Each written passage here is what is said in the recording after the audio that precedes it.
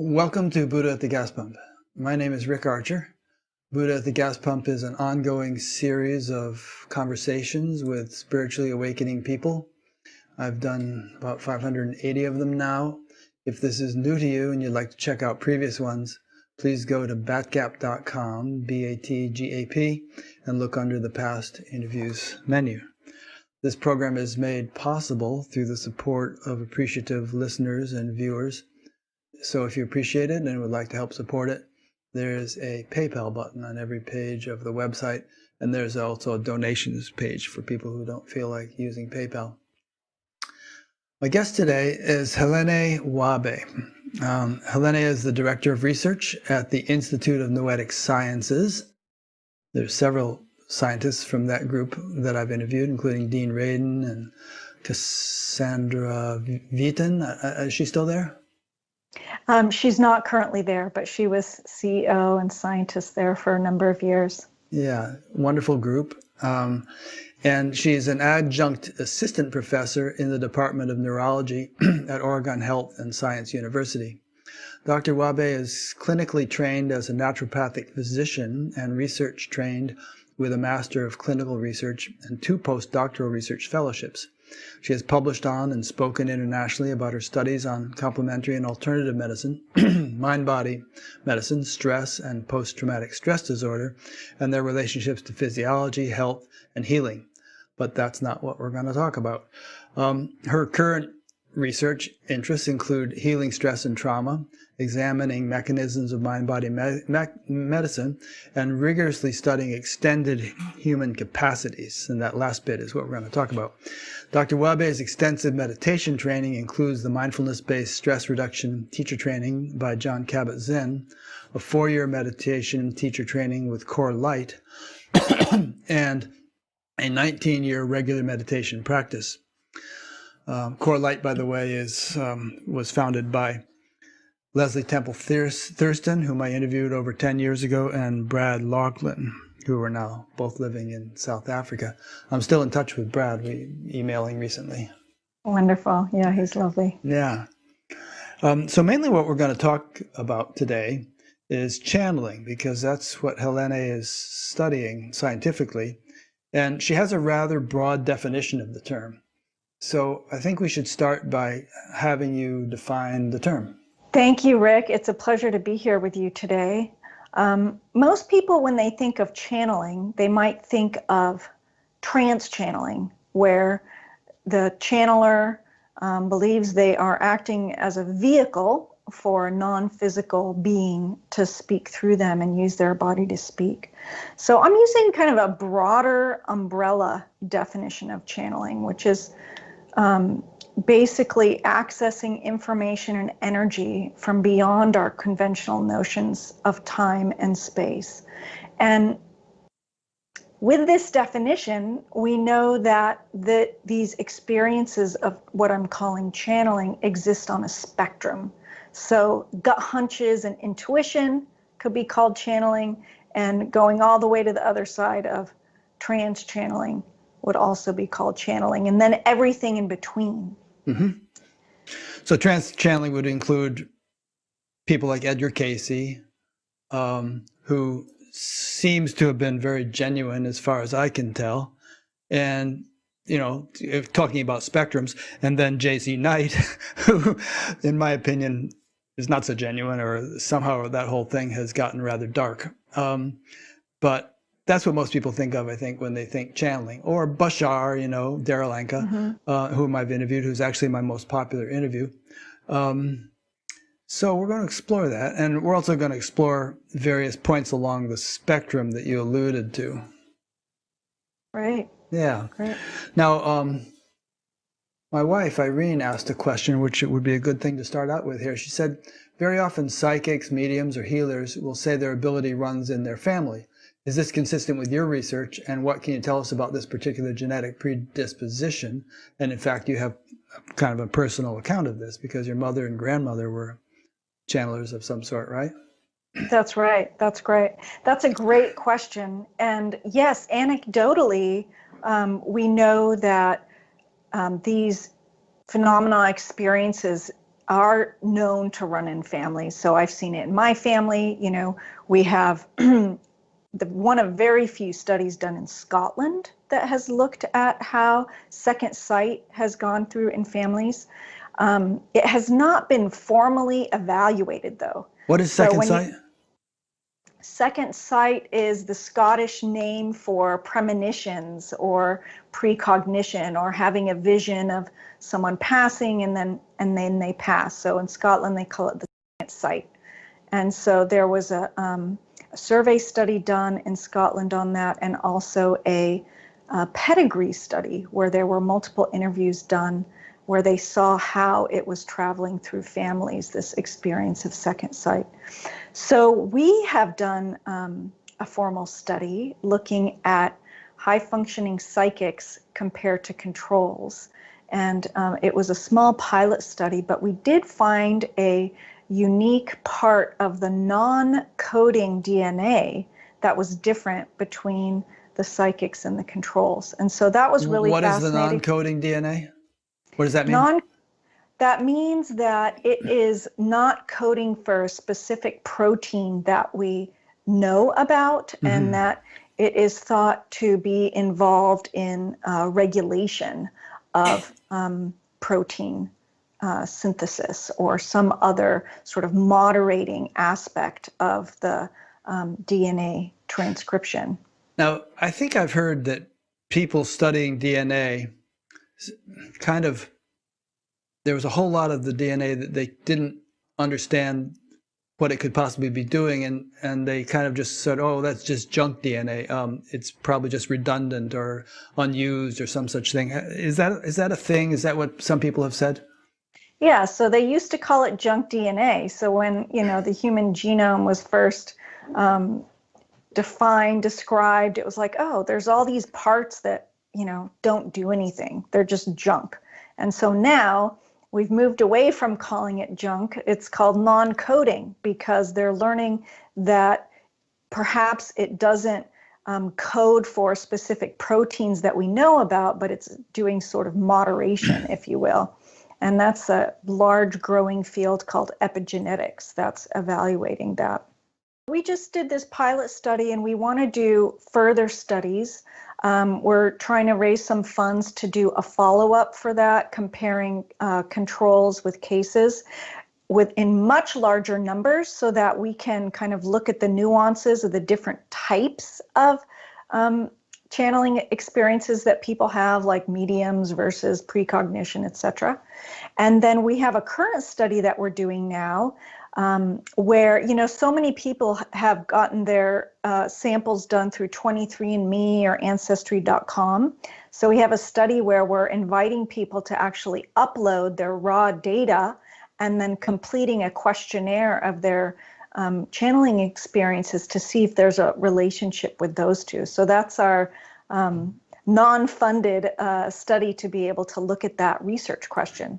That's really cool. I'd never considered that possibility for 23andMe and Ancestry.com, that you could actually submit your data to somebody like you. And that's kind of exciting, because, think how expensive it would be for you to test everybody's DNA.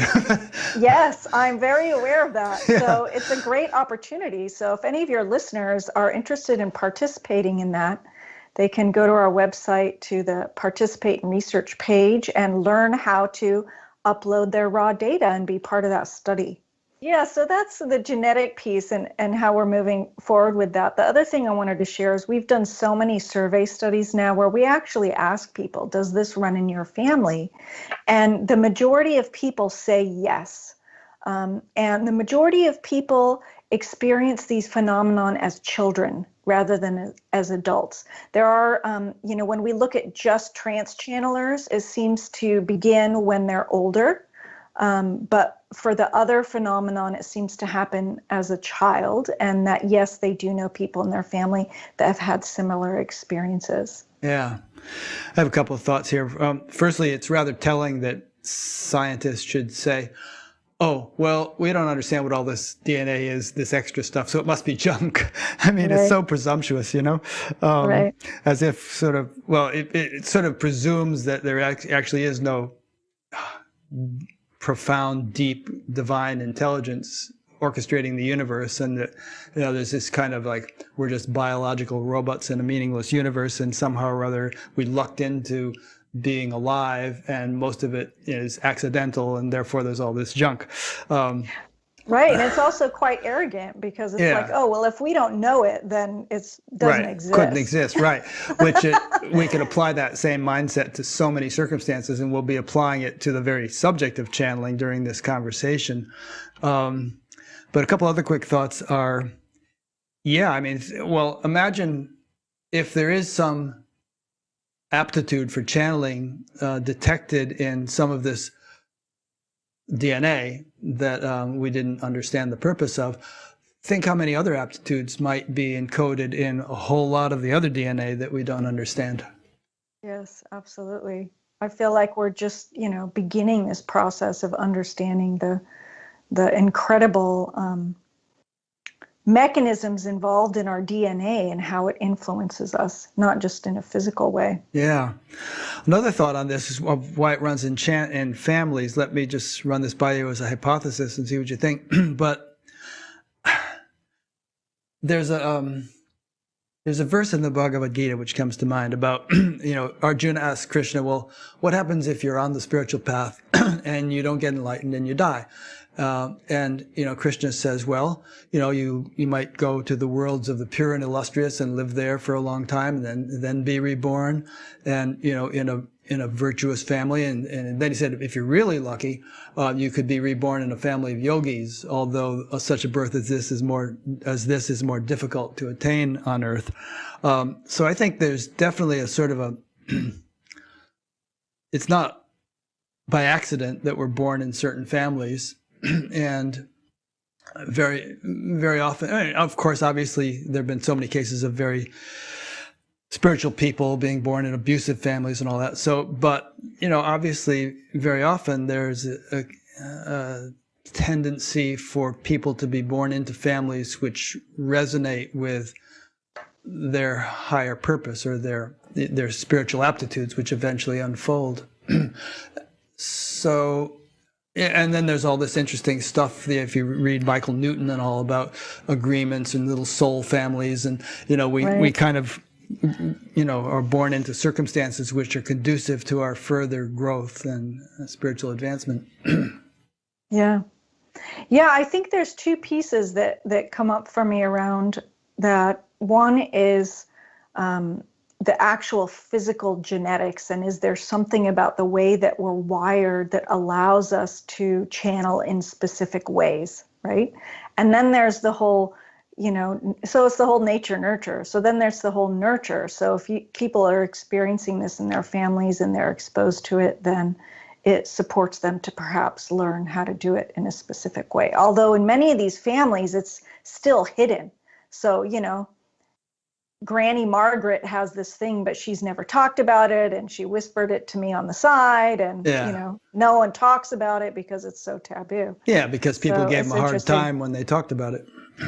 Right, exactly. Yeah. And so, you know, certainly for me, it was very much a part of my family, and yet, you know, still realized, okay, I need to keep this hidden because it's taboo in the broader world. But it certainly allowed me to feel more comfortable when I was having my own experiences, that, you know, I wasn't totally crazy, or I didn't feel isolated in those experiences because I had some frame of reference. Yeah, that's another interesting whole theme that we can maybe get into, but just how very often people who are having the most profound experiences are outliers in their milieu, in the family or the school or the society in which they live. And imagine a society in which these kinds of things were the norm, and how much more fully these kinds of abilities could blossom if they weren't, you know, put down or doubted by the people around us. Absolutely. I mean, that's one of my primary motivations, and the work that I'm doing is to really bring awareness to it. We have a newer program called the Noetic Signature. And I've been working on developing an inventory that actually allows people to assess the types of experiences that are more common for them. So our premise is that everyone has the capacity to channel in some way, and that the way that they do it is unique to them. And so how can we support people to find that unique noetic signature within them, and then support them to nurture it if they choose to? Just like the, MMPI or the Myers-Briggs, you have your noetic signature that is perhaps stronger in certain factors than others. And I actually just finished developing the final version, and that's going to be available online for our final validation testing if people want to participate in that study too. Great. At some point during this, well, even right now while we're thinking of it, if people want to participate in the kinds of studies you're doing, if they want to submit their information to you, how do they do that? So you go to our website, www.noetic.org, and at the bottom of the page it says Get Involved. And when you click the Get Involved page and scroll, I think it's middle to the bottom, it'll say Participate in our research studies. And that's the page to bookmark and keep checking back. And then also, if you get on our email list, we'll send out, newsletters and blogs about the different studies that are ongoing, and also share about the results of our previous studies. Okay, great. And we'll remind people of that towards the end. Now, you just said a minute ago that everybody has the capacity to channel. And before that, you said that there are many, as you're defining the word, there are many different flavors or varieties of channeling, many different things we might refer to when we use that word. And I think I've heard you say that a lot of people have channeled, broadly defined, without even knowing it, that there are many things that happen in everybody's ordinary lives that would be evidence of this innate ability. And perhaps if they became aware of the fact that they're actually already having some of these experiences, it would help them unfold the capacities more. Yes. Imagine, the thousands of choices we make every day, right? And so if there's some unconscious channeling, if you will, that's going on, and I choose to go right instead of left, and then there's a synchronicity that happens where I run into a person I've been thinking about, or I'm, running late to get ready for work, and I leave a half an hour later and then realize that there was a huge crash on the freeway that I would have been driving right next to. Being at a stop sign and, just pausing uncharacteristically for some reason, and some, person flies by and passes through the stoplight and would have hit you.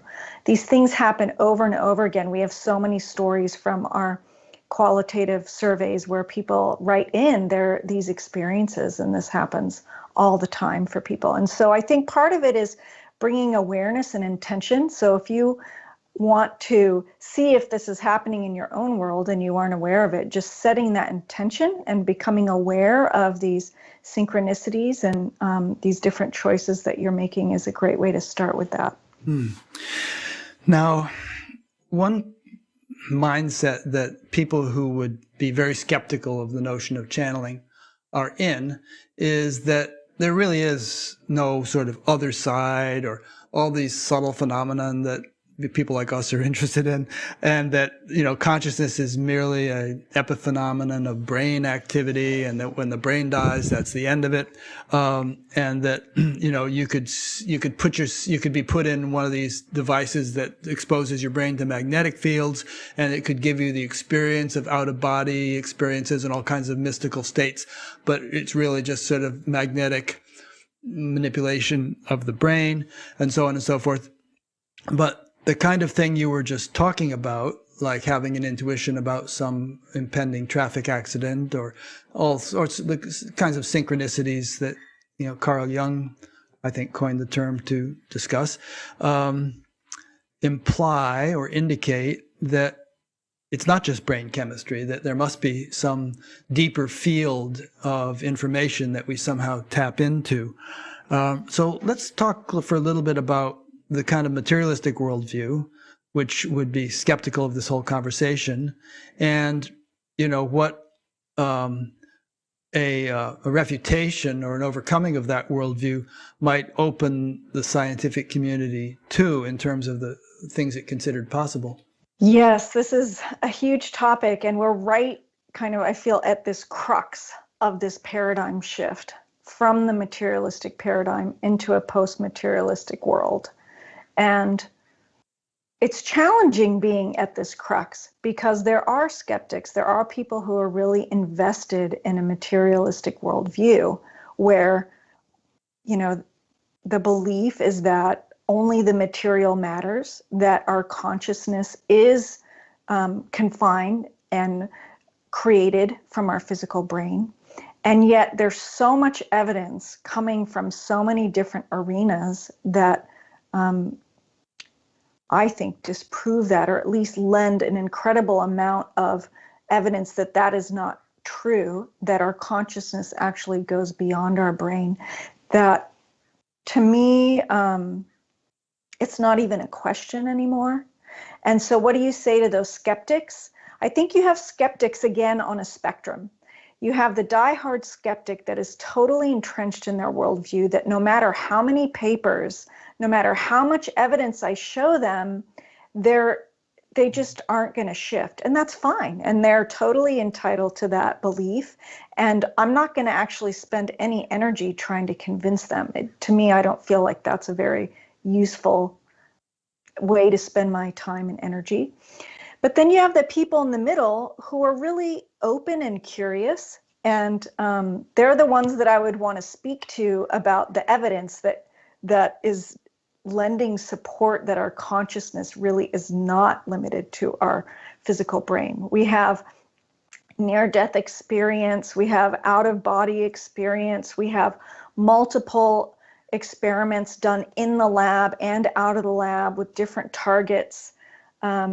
The list goes on, and I'm happy to talk about some of those in more detail if you'd like, but the evidence is there.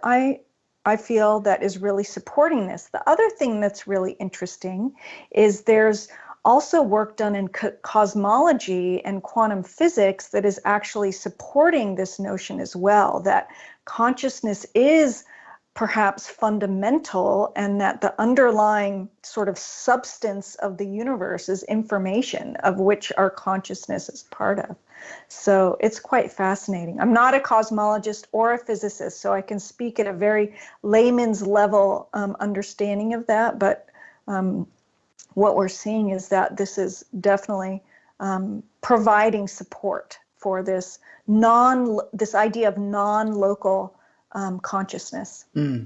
I'll be interviewing Rick Tarnas in a month or so. He's a cosmologist at the California Institute of Integral Studies.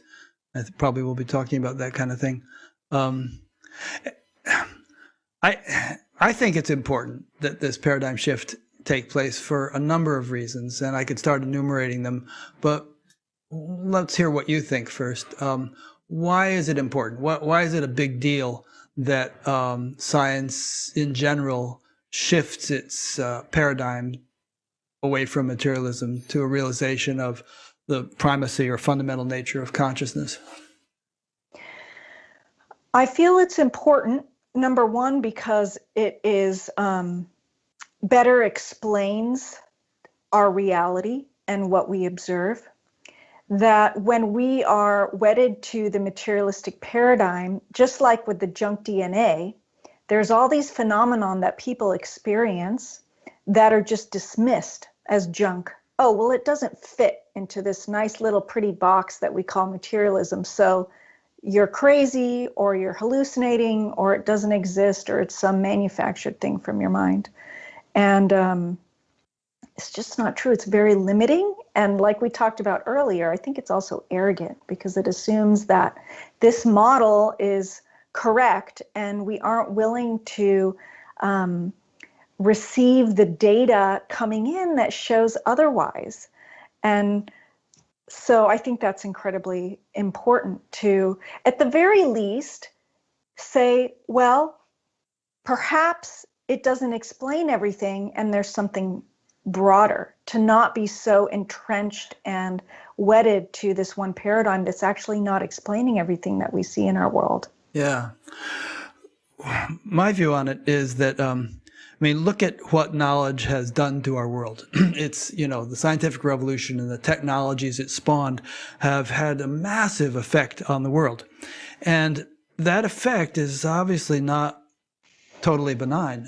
We are faced with the very real possibility of self-extermination in the coming century, or it could happen tomorrow, based upon the technologies that we have. And my feeling is that a little knowledge is a dangerous thing, and that we have partial knowledge which doesn't go deep enough, and that it won't be sufficient to use politics or economics or technological developments to change, to tackle climate change, for instance, or all the myriad other problems that face us.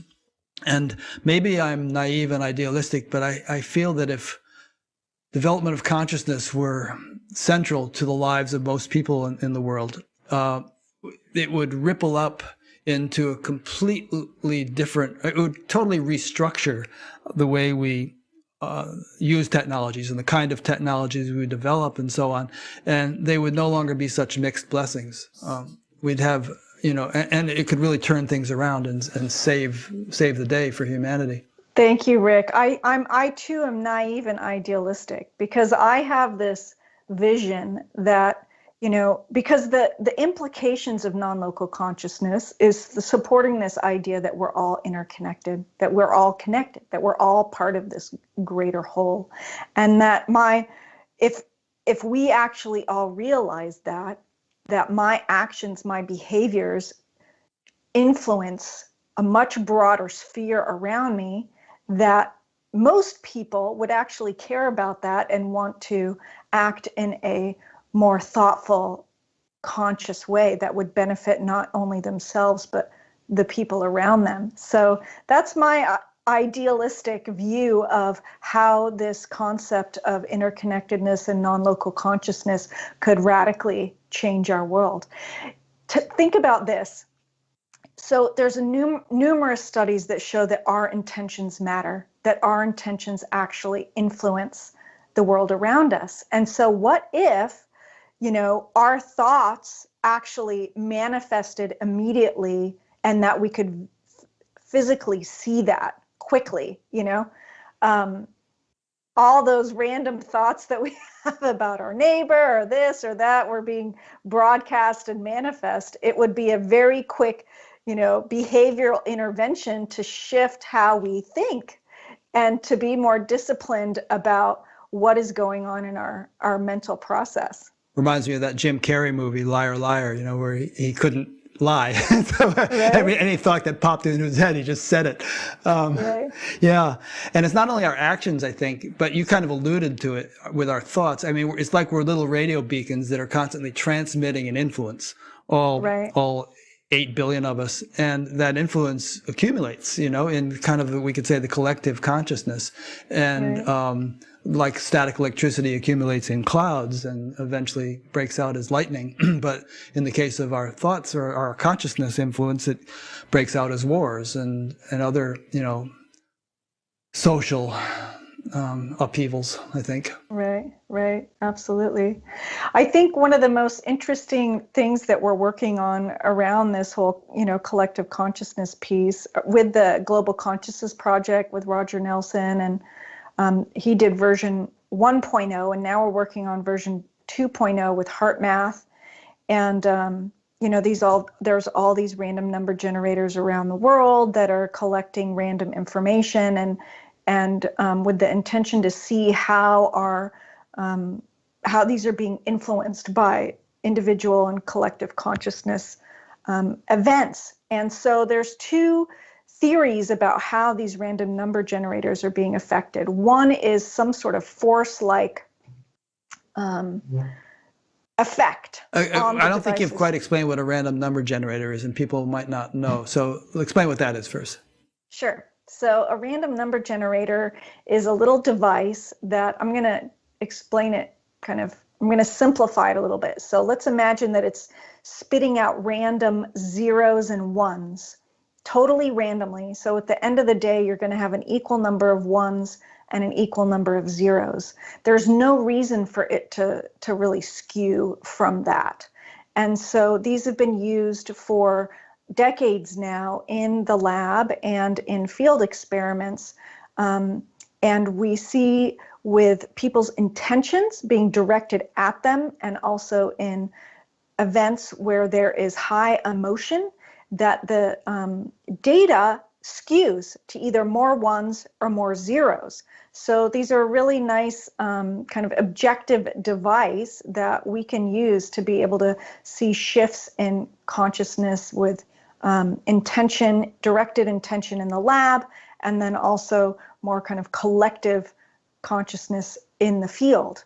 And so what's fascinating about these is that in the lab, what was shifting the data wasn't necessarily like this force-like action of the person's intention beaming out from their mind and affecting the device.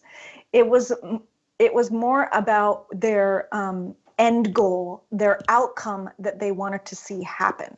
So let's say I'm in the lab.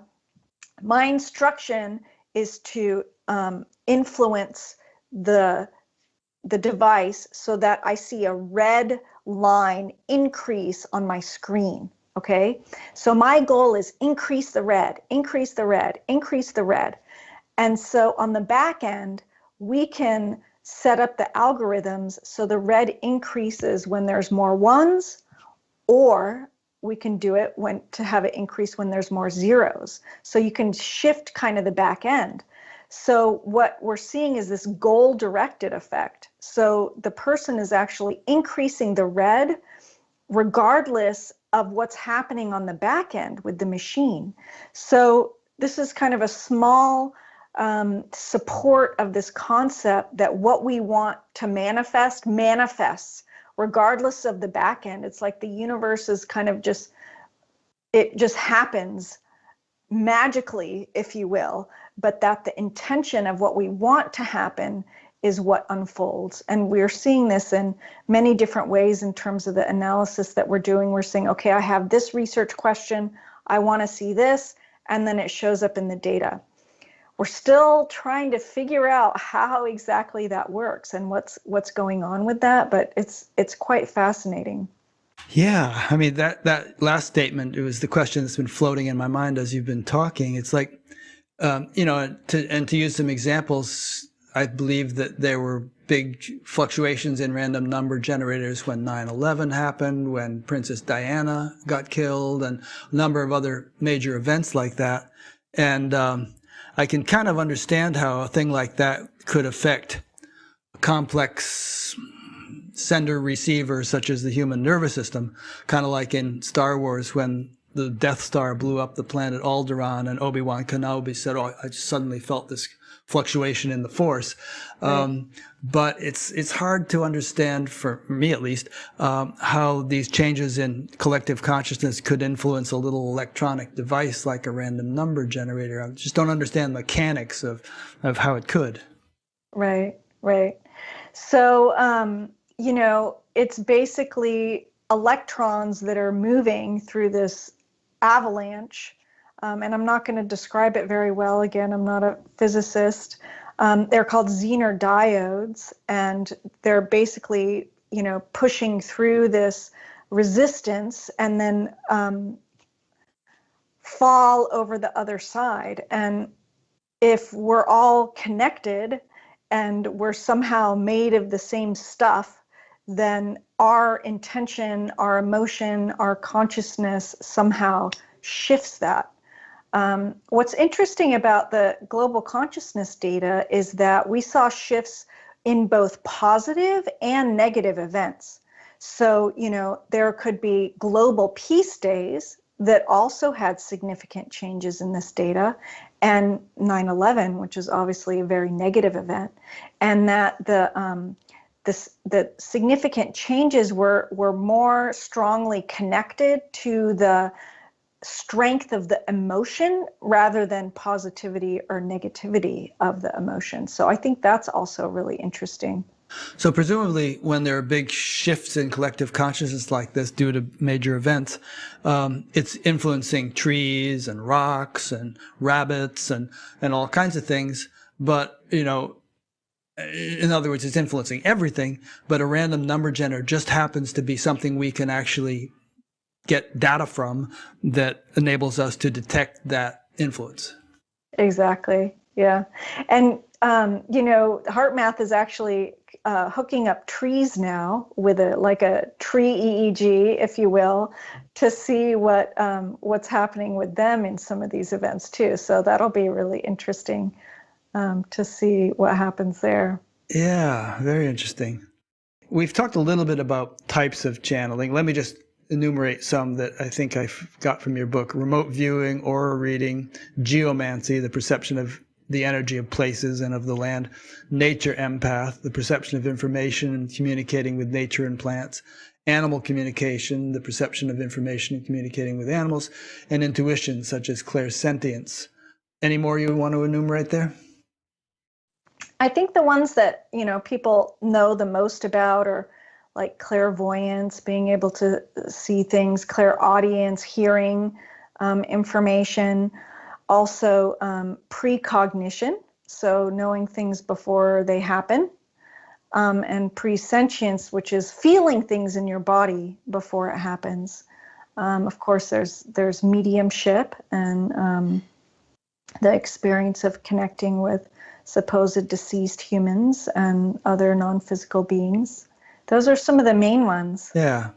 And of course, channeling has an ancient history. Most of the world's spiritual literature contains stories of things we could define as channeling, all kinds of things. And so it's considered significant in spiritual traditions, and the more kind of the greater the spiritual adept, the more likely it is that they are tuned into this kind of thing. So there's that. And I guess we could talk about its benefits, both for the channeler and the channelee. Right. Yeah, all the surveys that we have done in general, channeling has a positive impact on the channeler, and they feel an increased sense of well-being, quality of life, increased, meaning in their life from the experiences. There are some, very few people who say that it has a negative impact. It might cause, fear or anxiety, or they don't want it to happen, or it may happen at a frequency that is uncomfortable to them, or they can't control it, but that those experiences are more rare, that in general, people's experiences are positive and perceived as beneficial. In many cultures, it actually is also connected to increased social status, like in Brazil and some other cultures where, when you're the channeler, you have increased power in your society. Yeah, shamans, medicine men, people in various African and Native American and South American and Tibetan and all kinds of different cultures were revered as special people.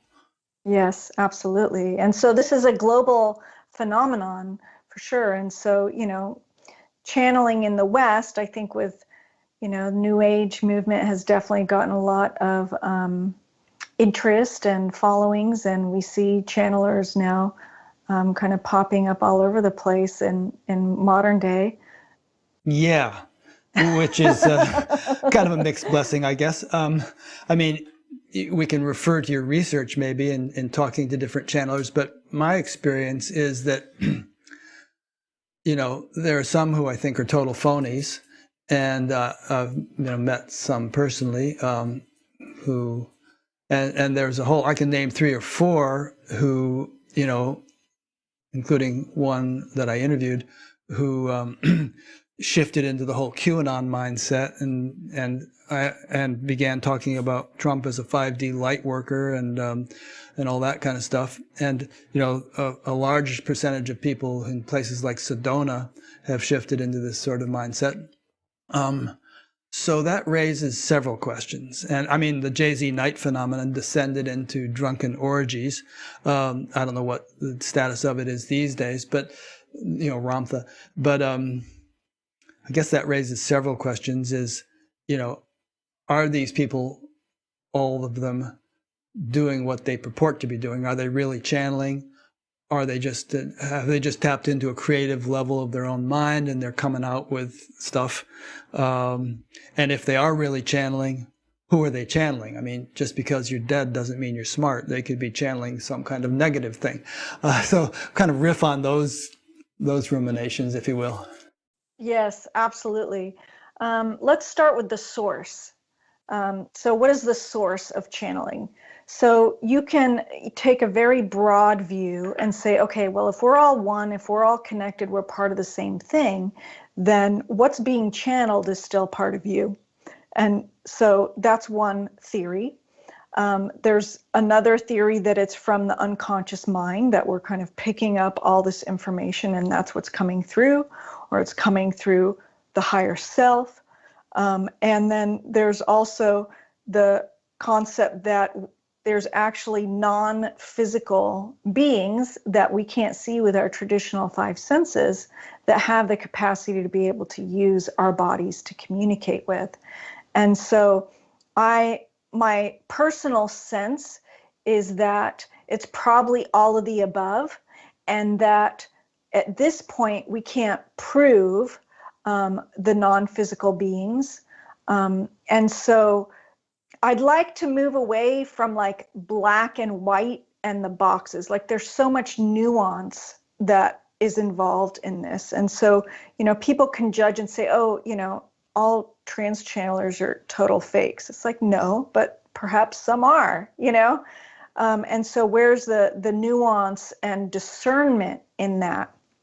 And I think you're right. Let's propose that there are non-physical beings, that those non-physical beings also exist on in a great diversity, just like we do on this planet, right? So yes, I agree with your perception that perhaps the beings that are communicating may not have the most beneficent intentions through their communications.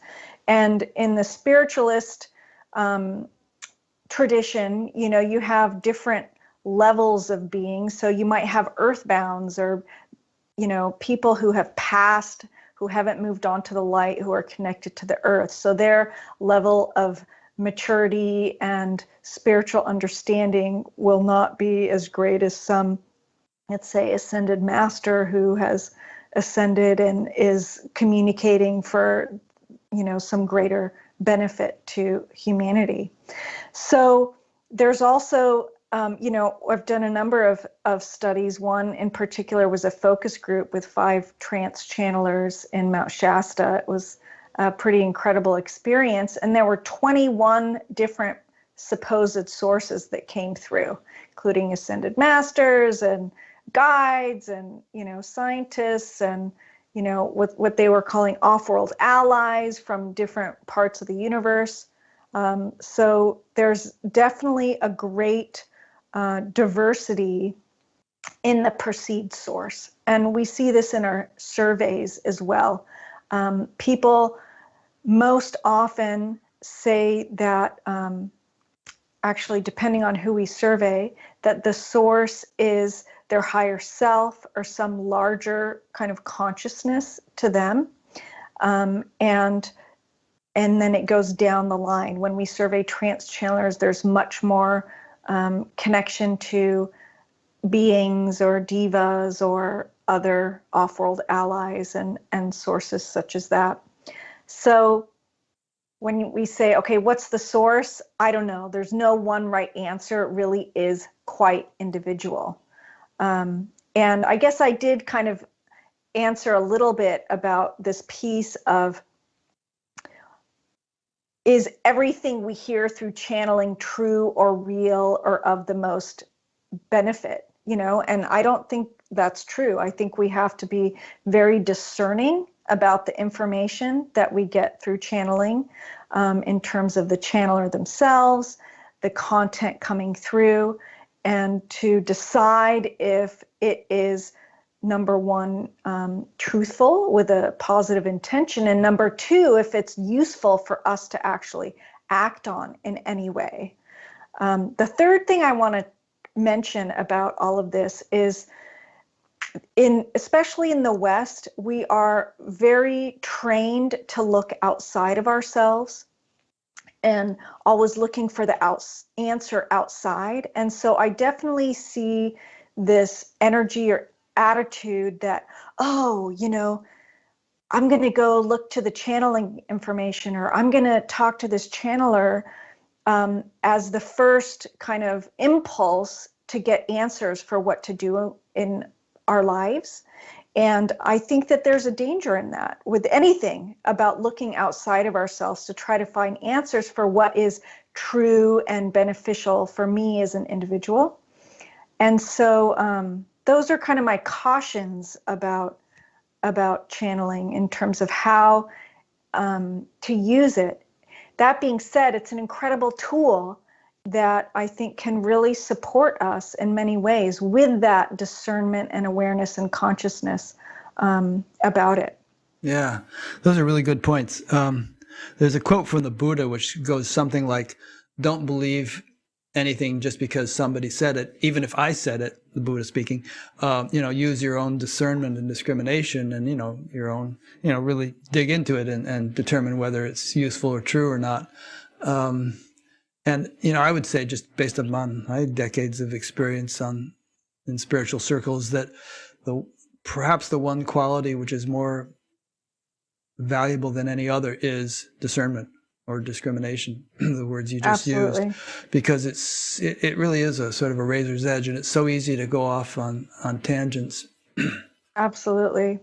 Yes, I think that, if we could teach everybody how to have their own process for discerning intuitively, it would support everybody in such a major way. Another concept that came through channeled material that I found really interesting and helpful, because, you might hear of channelers, multiple channelers channeling Jesus or Mary, or it's like, well, why are these people channeling the same? How can they be over here and do this and do that?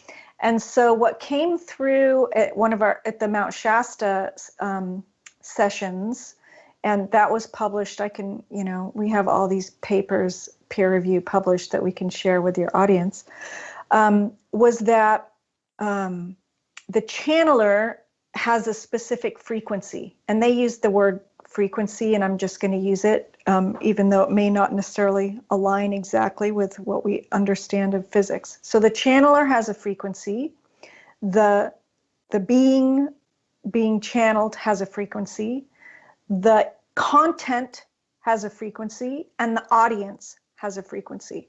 And those combine in a very specific way that's unique to that moment. And so one specific channeler channeling Jesus to a specific audience, it's going to have a specific frequency that's being heard for that audience, whereas on the other side of the world, it's going to be different. And that the import of these messages that we hear so often about, you're more than you think you are, we're all connected, everything is love, humanity is awakening, and how to support us in awakening. These messages are coming through over and over and over again in these different ways with these different combinations of frequencies, so that they'll actually come through.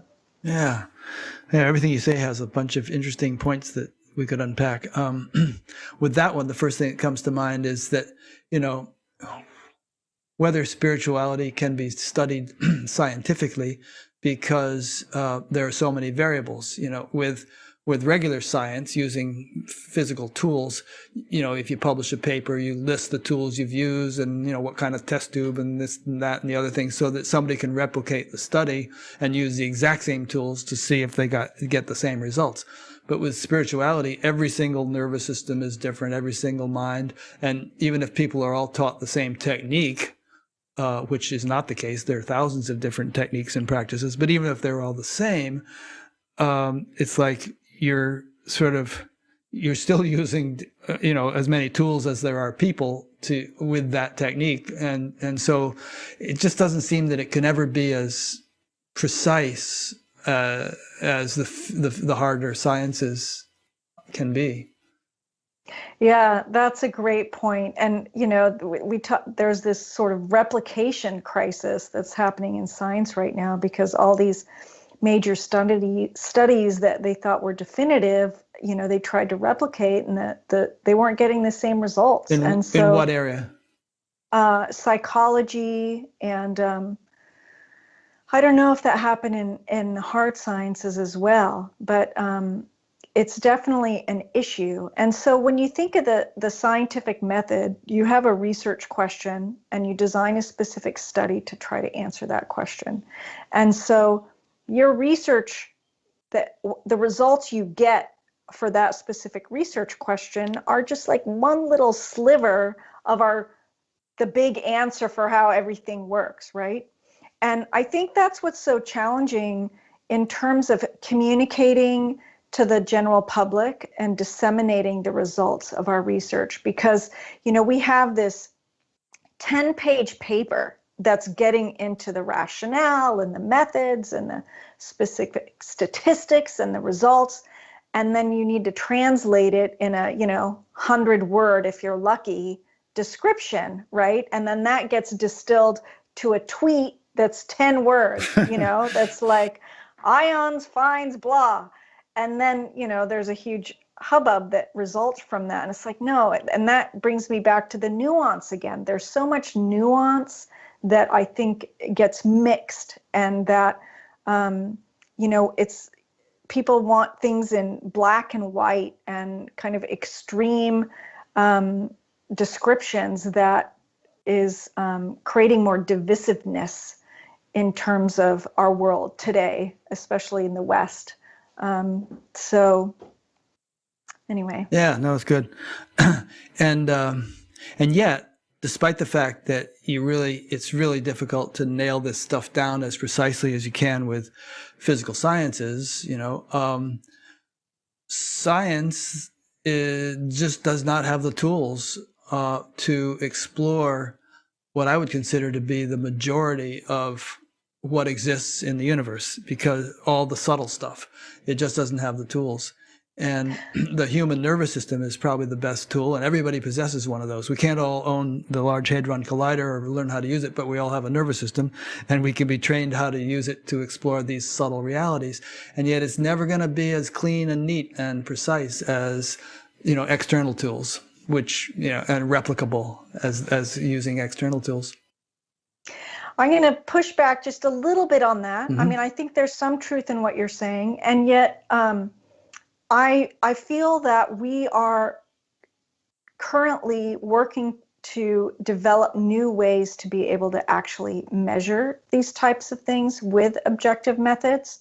And there's also, qualitative methods. So, where you interview people and you gather, a larger breadth of information from people's subjective experiences to learn more about what's going on. So just as an example, we just completed a large energy medicine study with over 200 participants who had hand and wrist pain. And we had 17 energy medicine practitioners from all different disciplines. And so we did a number of different measures, objective and subjective. So the objective measures included nerve conduction velocity of the affected wrist. We looked at, we had water samples on the practitioner and the patient's bodies during the sessions. And we had random number generators in the room. And we also did subjective pain measures and heart rate variability. What else do we do? Genetic analysis. So at the end of the study, what we found was the pain improved dramatically, which was great because that was our primary outcome. But we also saw that the water changed. The water bond actually shifted in its length and its angle with something called evanescence. So someone might say, well, we never thought of using evanescence before, but because of this paper, we chose to use it in the study that is giving us some information about how this energy medicine might work. And so now we're doing a follow-up study in a lab where practitioners are going to directly put their intention into the water to see how that's shifting, and we get to follow on with that. So that's just one example of how we're working to develop different methods to be able to see what we can't see right now. Another example is we're working on, so we mentioned the random number generator. So we're creating a whole grid of random number generators that could potentially be used as like a biosensor during some of these sessions to see if we can get more refined shifts in each of those number generators when the sessions are happening. So I think that it is possible. I think that the scientific method in of itself can be applied to anything, and that we get to be more creative about the design and the tools that we use to be able to evaluate it. One thing that came to mind, tell me if you think this is relevant, is Michael Newton's work on, hypnotically regressing people back to the period between lives. And he did so many of them, I don't know, well over 1,000, I guess, couple thousand. And time and again, they told the same story. This is what happens, and this is where you go, and this is what you see, and this is what you learn. And there was, such a consistency between a majority of the reports that he was able to kind of map it out in his book, Journey of Souls. And do you consider that like an example of something where there's enough people involved and enough consistency in their stories, and that there was no kind of collusion between them, that it gives us kind of a degree of confidence that they might be actually mapping out a real territory? Yeah, absolutely. I mean, that's what I was talking about, qualitative analysis. So, if you could collect that in the same way, stories like that from people around the world independently, then that would be very strong evidence, I think. Now, the piece that I think people get stuck on is like, well, how do you prove that? You can't prove that it's actually real. Although, some people might say, okay, well, maybe with out-of-body research, we can start going there, or, various non-local consciousness studies that people who can actually consciously project their consciousness in a specific way. Again, I don't think the skeptics on this side are ever going to buy that type of evidence, but in the middle. The other thing that comes up, this comes up in survival research, and there's a huge debate between a number of theories. One is survival, which is that, yes, our consciousness is not limited to our brain and survives our physical death. And then there's others who say, well, perhaps this is just telepathy and psi. So imagine that all the people who went through this hypnotherapy process were tuning into each other in some way, whether consciously or unconsciously, and that's why they said the same thing. So I don't know if we'll ever be able to discover the difference between those two, but if either one of them are true, it's still quite remarkable. So even if there was telepathy amongst these hundreds of people who had the same hypnotherapy sessions, that's quite remarkable. Yeah. Exactly. That's amazing in and of itself. Yeah. So people are like, oh no, that's just psi. It's not really survival, it's psi. It's like, well, that's still pretty cool. Yeah. And outside of what we normally, traditionally know right now. And then there's the people who are under anesthesia or in a coma or some such thing. And, they say, well, on the balcony of the hospital or on the roof or something, there's a red sneaker. Go check it out, and that case is amazing. Yeah. I love that case. Right. Yeah. And there's so many of those, where people are like, yeah, the surgeon did this, they used this tool, how are they going to know that? It's fascinating.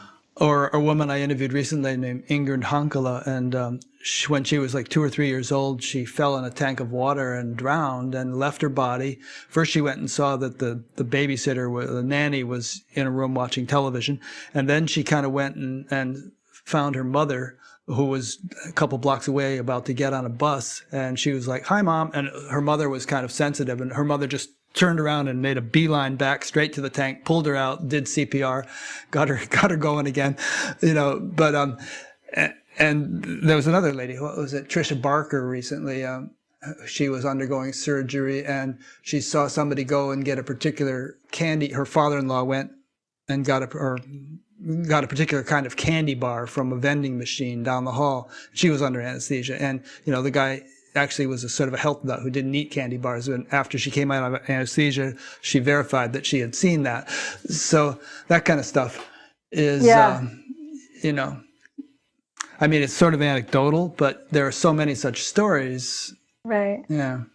We want to do a formal study and a formal out-of-body study with people. Well, ideally we could recruit people who can have out-of-body experiences voluntarily. But if we can't, we do know a hypnotherapy technique that can support people to do that.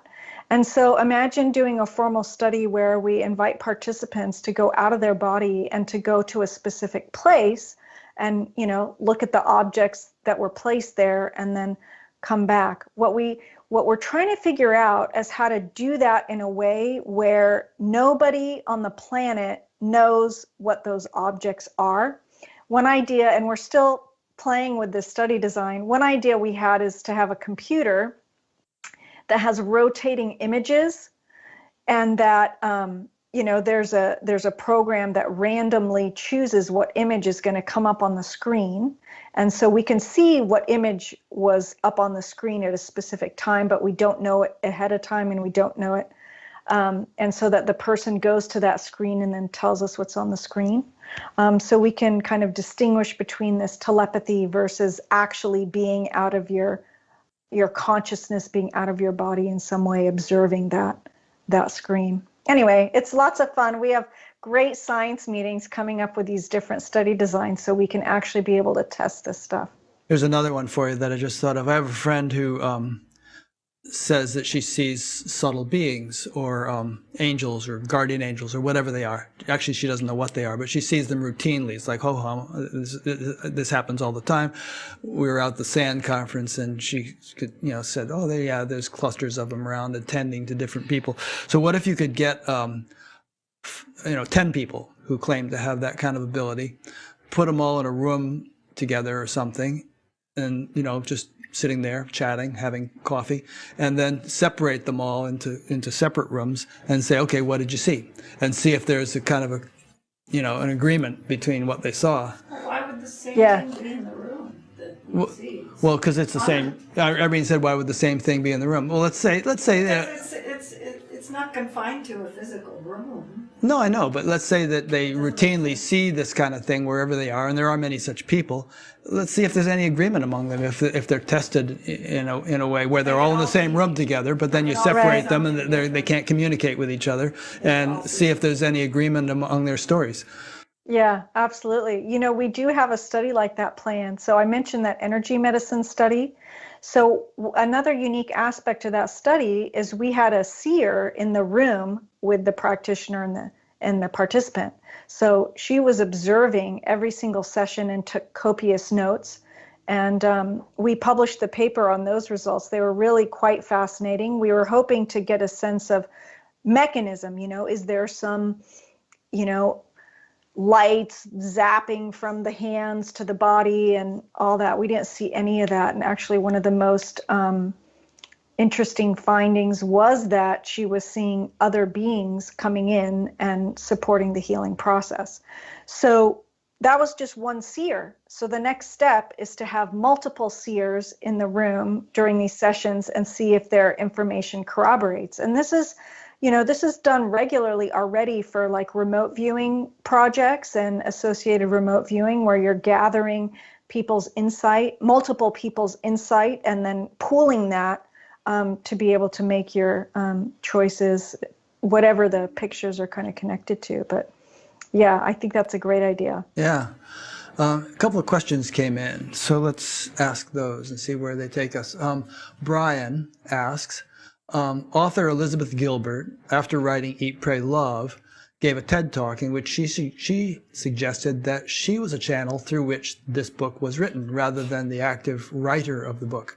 This has been expressed again and again and again through famous authors, musicians, comedians, and so on. Jesus said, "I only do the things I see my Father doing." To me, this is a similar idea. Do you have any thoughts? What I can speak to is that this person is right. I mean, there are so many scientists, writers, musicians who say, this is just coming through me. I'm just like having this come through. Or they get some inspirational insight through a dream or something. Frederick Kekule was struggling with the structure of benzene. Right, the snake.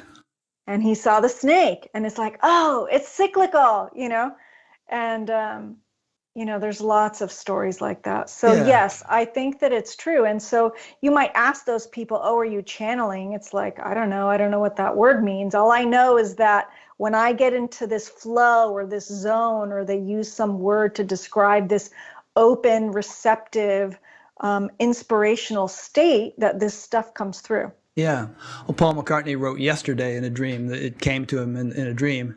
And Right. he woke up and he didn't have lyrics yet. He was some lyrics about scrambled eggs and my baby's legs and this and that. But he eventually changed the words to but someone could argue, well, yeah, sure, that was just his own mind being creative during a dream. It didn't come from any place. Yeah, you can say that. Yeah. Also, the one unique thing about channeled information is it often comes like as a packet, like fully formed, Yeah. Rather than this sort of cognitive process of trying to figure it out. It just like arrives as this insight. I think Mozart used to say that a whole symphony would come to him, boom, and then he Right. would take a long time to write it all down. Right. Yeah. That's But great. still, one could say that's just the individual's creativity, and that's the way it works. Yep. It comes in a packet. Yes. There's some really interesting mediumship cases where Pearl Curran is one, and Patience Worth is another, where what they are producing is so far beyond what they had access to in terms of their education and their culture and society around them, that it just seems so improbable that this is coming from their normal mind. And these are literary works and information that you can't imagine that they would have created that on their own. Yeah. It's so interesting. I mean, there's so many things, like people who have brain injuries and all of a sudden they become great jazz pianists or something Yeah. who hadn't, The savants. yeah, that kind of stuff. The other fascinating cases are in Brazil, channelers who believe they're channeling artists, famous artists like Degas and Monet. And I have never been able to see them in person, but there's stories of how they would paint one painting in each hand, and they'd produce these works in minutes, and they'd just be incredibly high quality, incredible works. So it just, you could say, oh, okay, they had that in them. Okay, maybe I can be openly skeptical, maybe, and yet I can't, it just seems highly improbable. Yeah. But again, it could be argued that we have these innate abilities. Like Kim Peek, who was Rain Man, could read 2 books, one with each eye, and at the same time, and then remember every word in the book. you know. So Right. he wasn't necessarily channeling. It's just he had, he was unlocking some of that junk DNA. Right. Yeah, it's amazing. And then, I also can say, well, if we're all one, then it's all coming from me anyway, but it's like small self, big self. Yeah, Wow. it's fascinating. Fun to play with. Here's another question that came in. Wesley from Salem, presumably Massachusetts, asks, hello, I'd like to hear your reflections, if any, on channeled works. We're kind of talking about this. Here he's saying, I think, of course, The Course of Miracles or The Law of One, both channeled. These works are detailed, cosmological in scope, and as best as I can tell, internally coherent. There are many examples of ancient revealed texts, such as the Vedas, for instance. We can talk about that.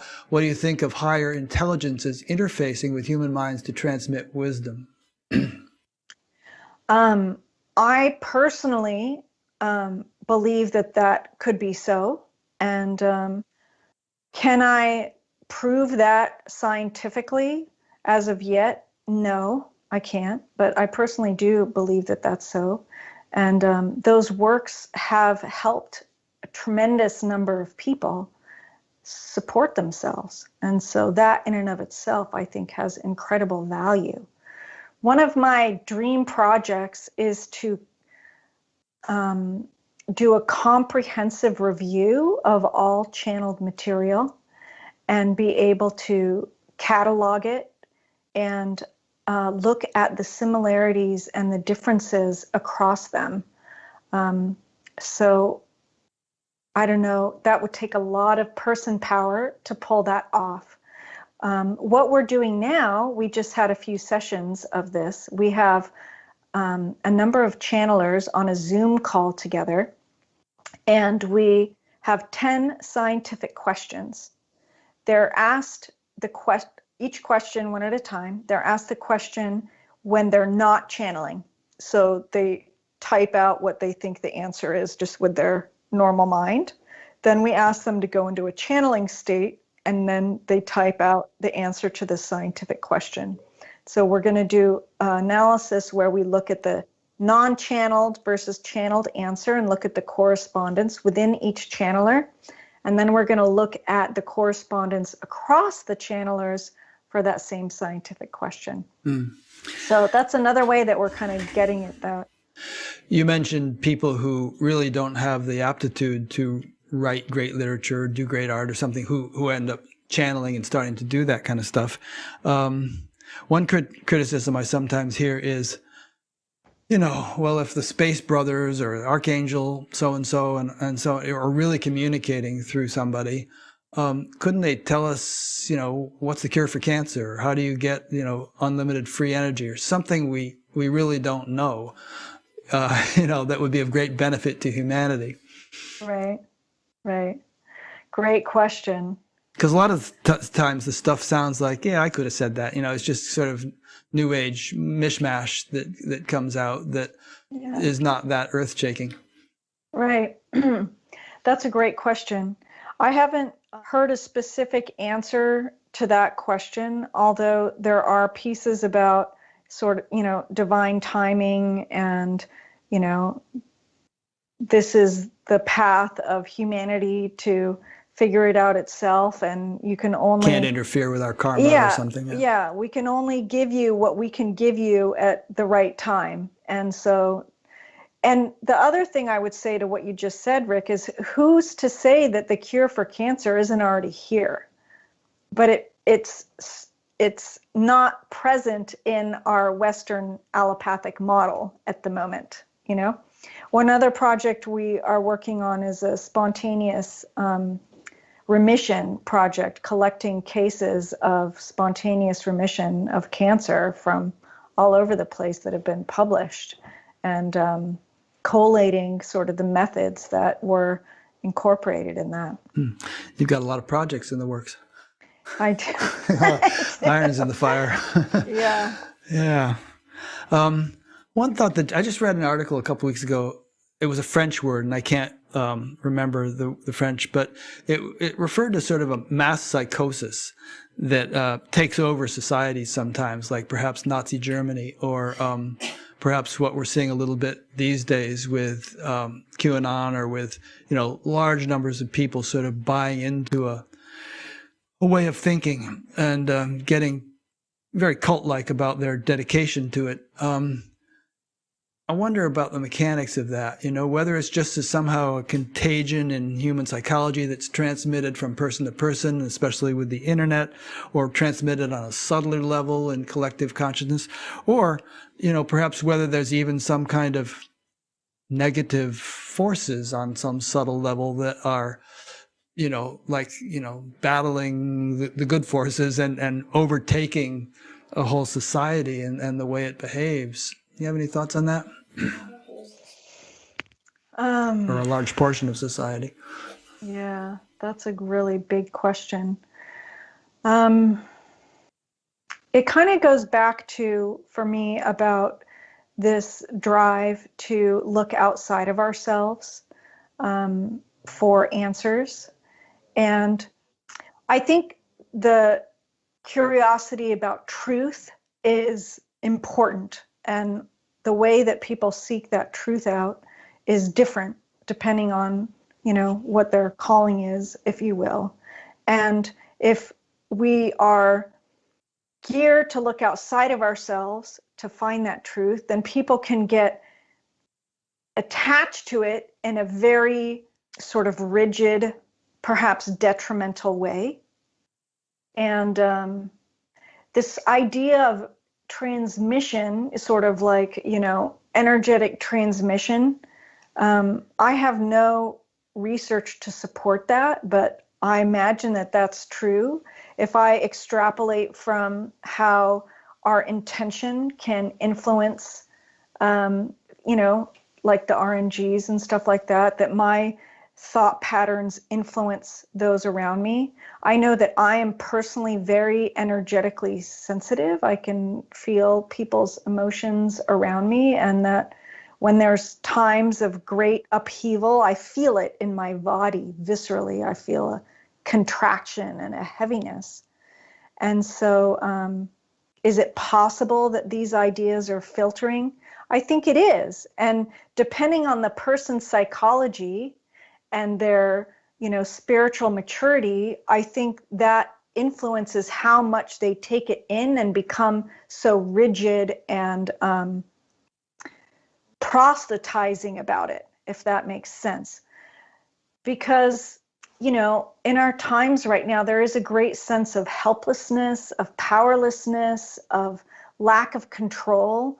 And I think people feel comforted by feeling like they know something that's going on, or, attaching to something like that. I will acknowledge that I have not read all the QAnon stuff. I don't really know all the details. When I look at, I also am not, I don't do a ton of social media and, ton of news or whatever.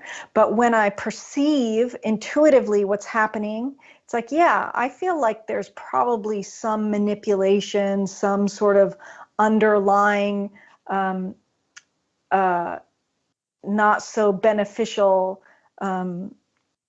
intentions and motivations that are trying to work for greed and power, et cetera, et cetera. Yeah, it's hard to say where that's coming from, whether it's just people confusing each other by spreading misinformation, and, certain people are more susceptible to it, more susceptible to cult indoctrination, or, whether there actually are some dark overlords, just the counterparts to the Archangel Gabriel or something, who were messing with us and trying to sway society one way or the other. Yeah. Right. And, and who am I to say whether that's true or not? And so I guess it's also brought up a big issue in our culture right now about, well, what is true? How can we trust this any information coming in, And so I think it is important to be skeptical and to ask, well, what's the primary source for what you're telling me right now? Are you just spinning a story and spinning a narrative, or can you actually show me the primary source of information that's making you believe this. And then the other piece around that is I feel like it can be a big distraction, because, how am I in my daily life treating myself, treating the people around me? Am I, positively supporting my community, or am I just stuck in my screen, like totally freaking out about all these conspiracy theories? You know what I mean?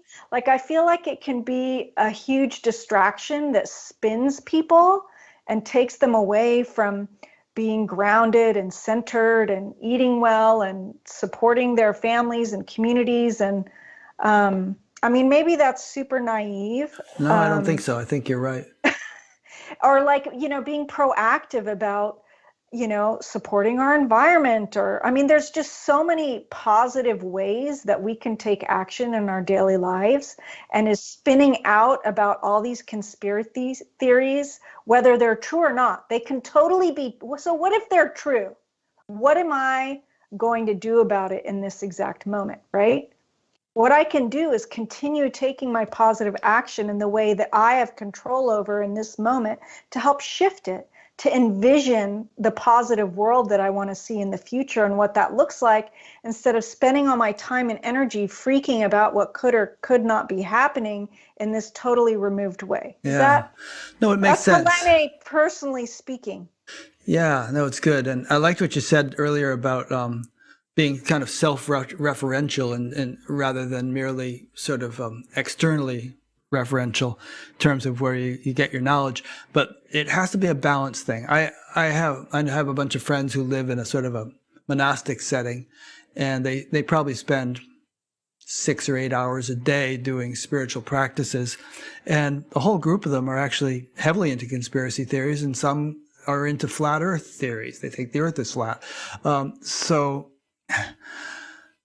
just being sort of inwardly directed doesn't necessarily assure clarity of thinking. And I think this whole thing of being balanced and integrated and sensible and practical and all that, it's a balancing act. And it's a work in progress that I think we all have to sort of keep at as we go along. Yeah, totally agree with that. Yeah. Another interesting question came in from Brian. He said, I am drawn to the idea that we are all one, but I cannot make sense of the presence of evil.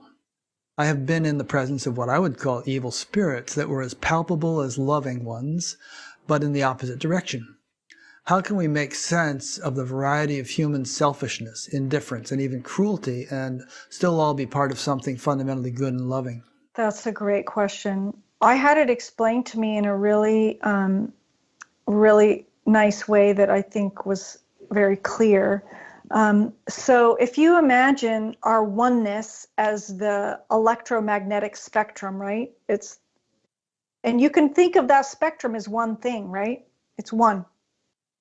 The spectrum is one thing, and yet it is made up of all these infinite number of specific frequencies. And so those frequencies are our uniqueness. And so there is a frequency on there for whatever you might want to call evil or hatred or negativity. It also exists on that spectrum. And so how can we, as humans, which I think this is part of our process and learning, is to be able to own that ugliness within me, that evil within me, that negativity within me, and hold it all with equanimity and compassion and love. And I think that's what's facing all of humans right now. And all of this stuff that we're seeing around us, these ugly things, shadow, is being able to show it to us in a very clear way outside of ourselves, so we can actually look at it. So you can either say, oh, that's bad, that's out there, that has nothing to do with me, or we can own that that's also part of me as well. Interesting. Yeah, I mean, that's a good metaphor, the electromagnetic spectrum, because there are all kinds of different influences on the actual electromagnetic spectrum. I mean, there are X-rays and gamma rays and whatnot. I mean, the guys who had to clean up Chernobyl all died quickly from a certain frequency of the electromagnetic spectrum that was bombarding their cells. And so like that, even though everything is one, everything being one really means it contains everything. I mean, the word Brahman is like, Brahman is said to be the eater of everything. It subsumes or includes or contains everything. And that would include the whole spectrum of dark to light. Right. Here's a question which my friend Dan says is unusual. Let's see how unusual it is. Oh, yes. This is a good one. Johnny from Illinois. Do you think artificial intelligence can be conscious, or that it will take a type of quantum computing to make it conscious? I personally think that the right type of AI will be a major key to help us understand the spiritual world better, but not AI in its current form. Great question. I love that question. We asked that question to our group of channelers, and the answer we got was quite interesting. They said everything has consciousness. Everything has consciousness. Some level of consciousness that looks different, right? And so, yes, AI has consciousness. And they also shared, there's the whole fear that AI is going to then take over and destroy humanity, etc. And basically said, don't worry about that. But that, yes, AI is a form of consciousness. Our Julia Mossbridge, who is on our team and is now an IONS fellow, did a really fantastic project with Sophia, who is an AI. I don't know if they call her a robot, but she actually has a physical form. Oh, yeah, I saw that. Have you heard of? Yeah, Julia did that at the SAND conference. She had Sophia up on stage.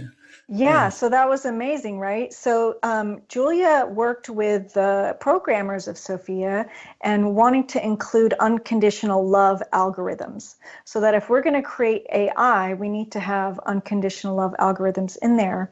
And they did an incredible study where Sophia was interviewing a person. I don't know what the actual questions were, but it was about kind of, what's your purpose in life? It was like a counseling session. And we saw a recording of it, and she got to create the interview essentially through her own algorithms. And there was a period where the programmers did not understand what was going on because it was totally off the algorithms that they had designed, but she was asking these incredibly profound, deep questions that made the guy totally have this cathartic cry. And then, he comes out of the room like, I had this amazing, inspiration, and I'm totally changing everything. So it's fascinating. I'm very, very curious to see how that's going to unfold. That's interesting.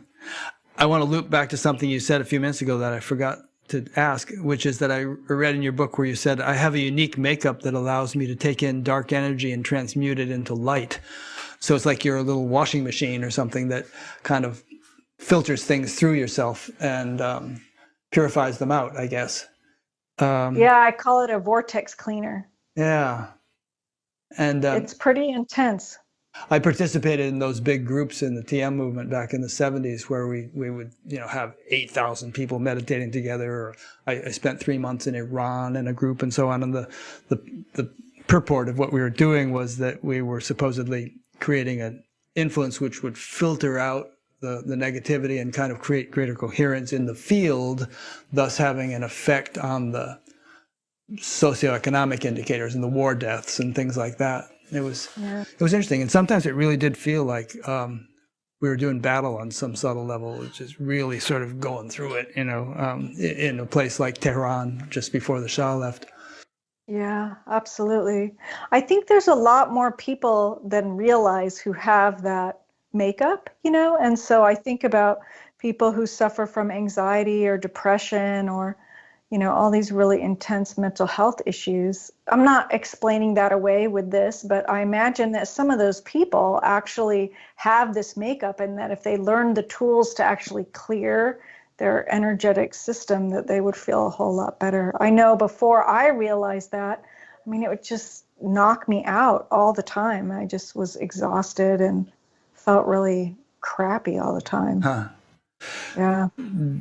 As time went on, and you maybe became kind of stronger or clearer or something within yourself, did you find that you weren't so susceptible and you could sort of move through a certain environment and have it just kind of pass through you without grabbing onto you? Yes, absolutely. So as soon as I realized that that's what was going on with me, all it took was the intention and it would clear. It's like once I realized it actually wasn't my stuff, because before I got this, it was like, oh, why am I so depressed? And what's going on? Why I'm so tired? And, I felt that it must have been something about me or my life.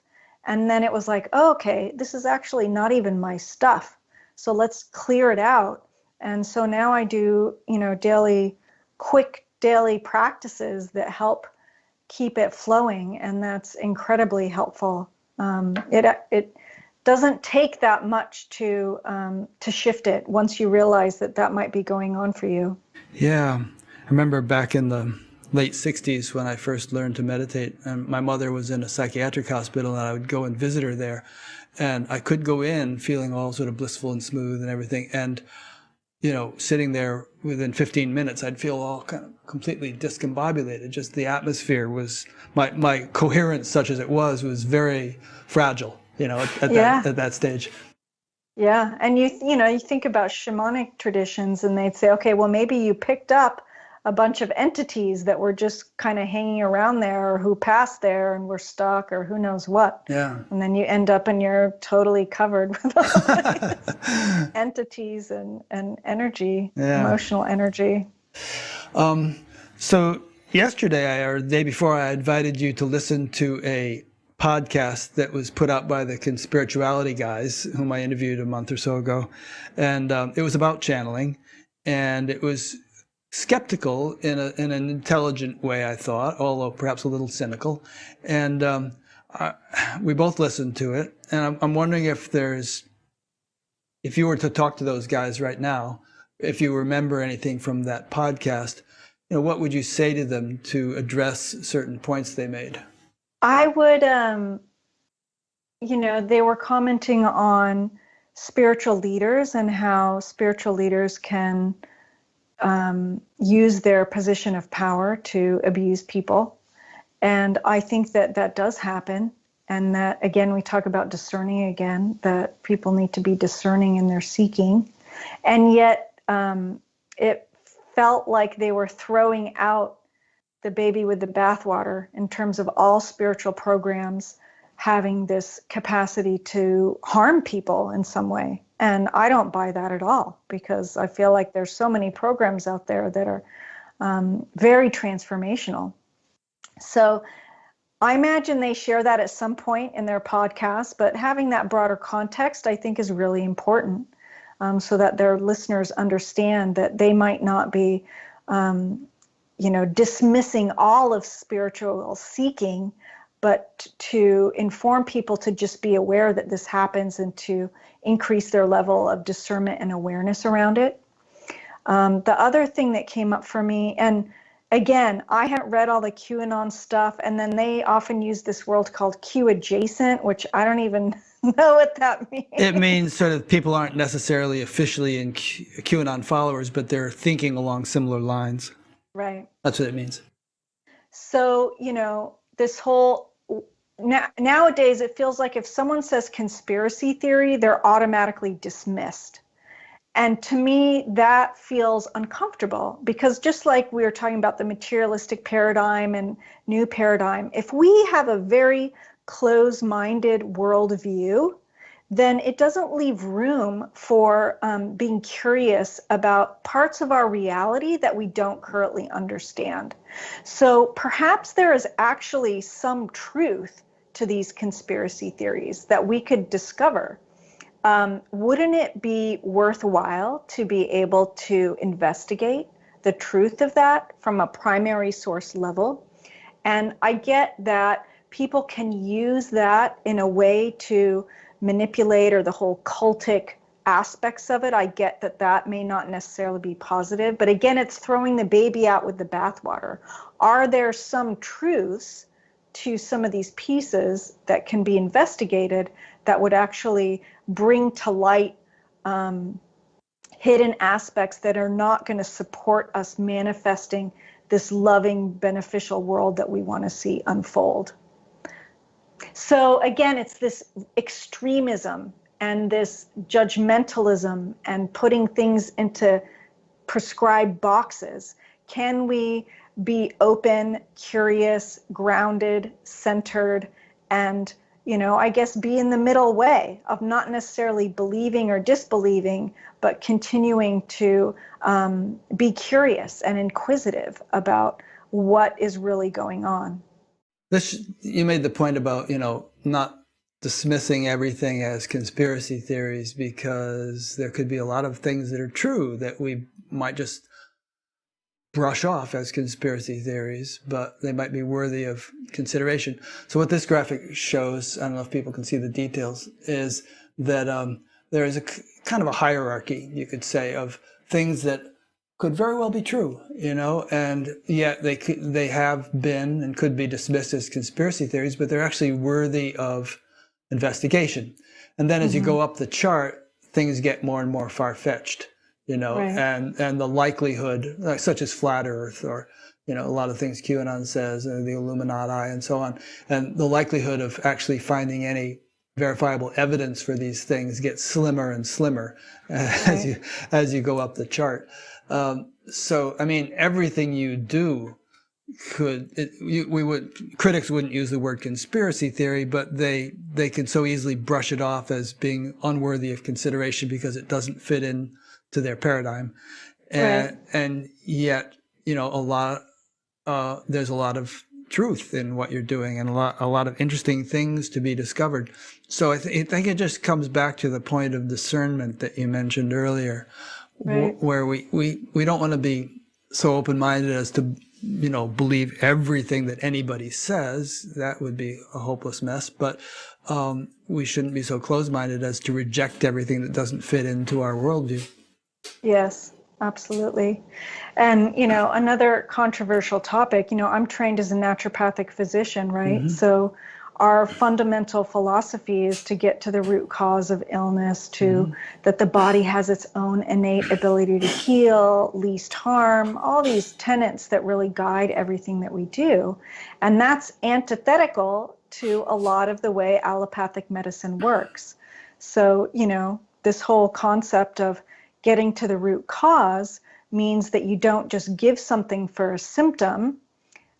You go more deeply to find out what's causing the illness. And so, a lot of our medicines are like, imagine you're driving your car and the oil light comes on.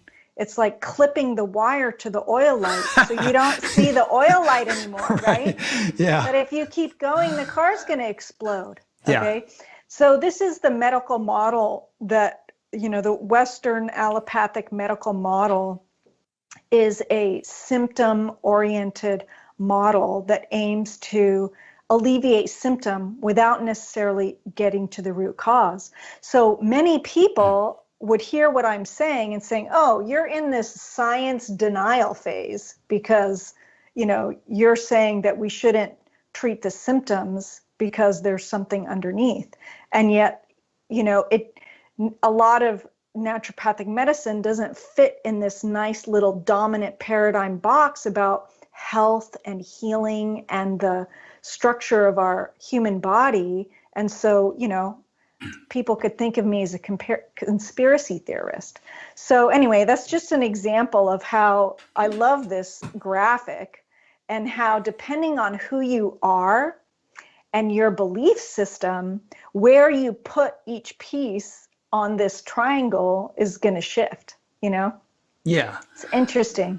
But still, there's a certain degree of intrinsic feasibility to each like the thing flat on it. Earth. Right. It's like, okay. It's like, really? Okay. Yeah. All those pictures are faked? Okay. Yeah, you know what? You and I are globetards. That's what flat Earth people call people who believe the Earth is not flat. We're globetards. Okay. That's so funny. That's great. And yet, there's a lot of baby in that allopathic bathwater. Yes, I'm of sure you course. wouldn't I'm not argue with having no, wiped no, out yeah, smallpox or polio or things like that, you know.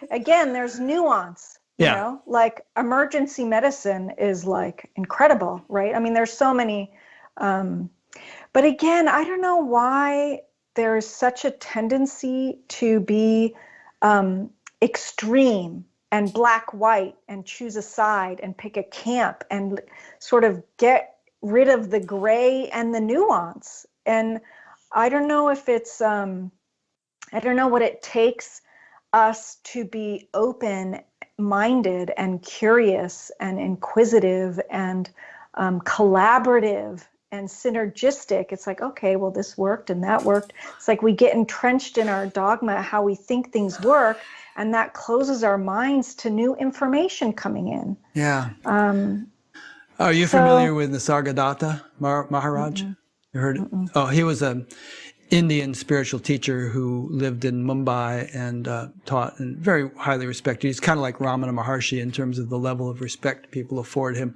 But anyway, one thing he said at one point was the ability to appreciate paradox and ambiguity is symptomatic of spiritual maturity. Mm, You know? right. So, yeah, so maybe there's just continuing on our path of our spiritual path to increase our collective spiritual maturity will help shift this, but Yeah. we'll see. Yeah. Well, we could even play with this a bit more. It's like, why is it that some people find some sort of security in black and white thinking as opposed to being nuanced? I think part of it is a discomfort within themselves in the unknown.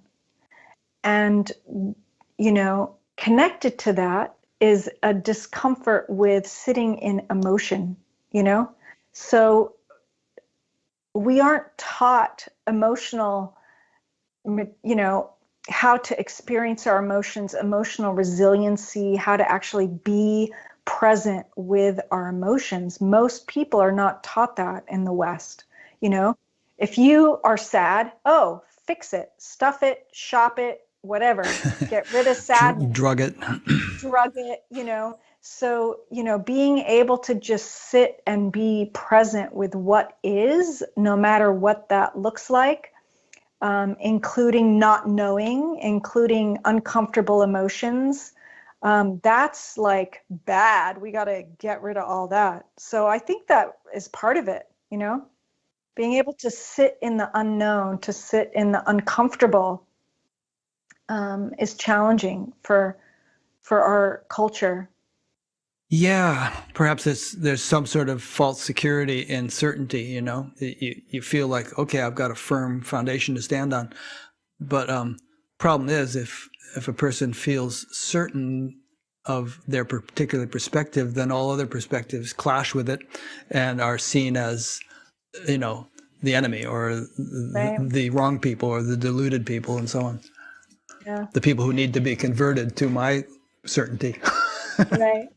I think the other thing that just came to me too, from my personal experience is overwhelm, like there's just so much information out there right now that I cannot possibly look at or read or research, like I have my kind of more narrow area of understanding and wisdom that I play in my daily life. And there's huge areas that I don't know about.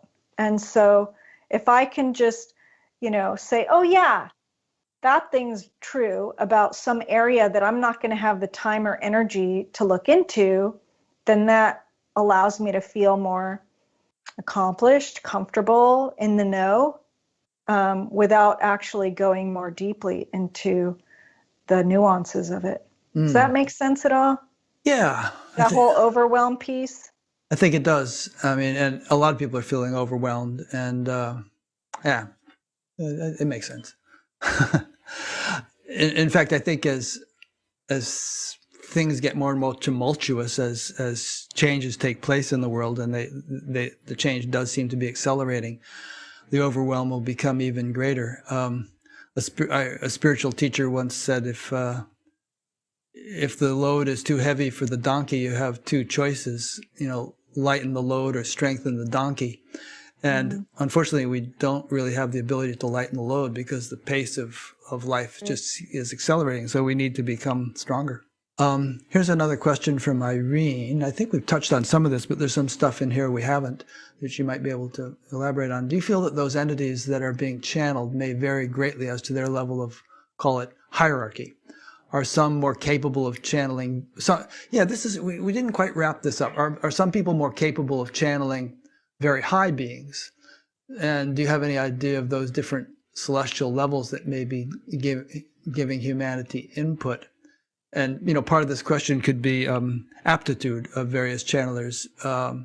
If a person is really not very developed spiritually and yet opens up into some kind of channeling ability, who or what are they going to be channeling? Is the highest celestial being going to come through? So there's sort of an obligation, I think, to improve our ability as a channeler in order to assure contacting or more benign or profound beings.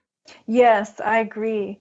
I agree with what you just said. And in terms of the beings coming through, you mentioned some channelers who have just one being that consistently comes through. What we're seeing more and more in the channelers that we work with is that not all of them just have one being, that they can basically connect with a number of beings. And what is most often said is that they have it used to be called a control. They have a team or a gatekeeper, if you will, that acts as their protector to only allow certain level of, I'm not saying supposed each time, but supposed beings coming through.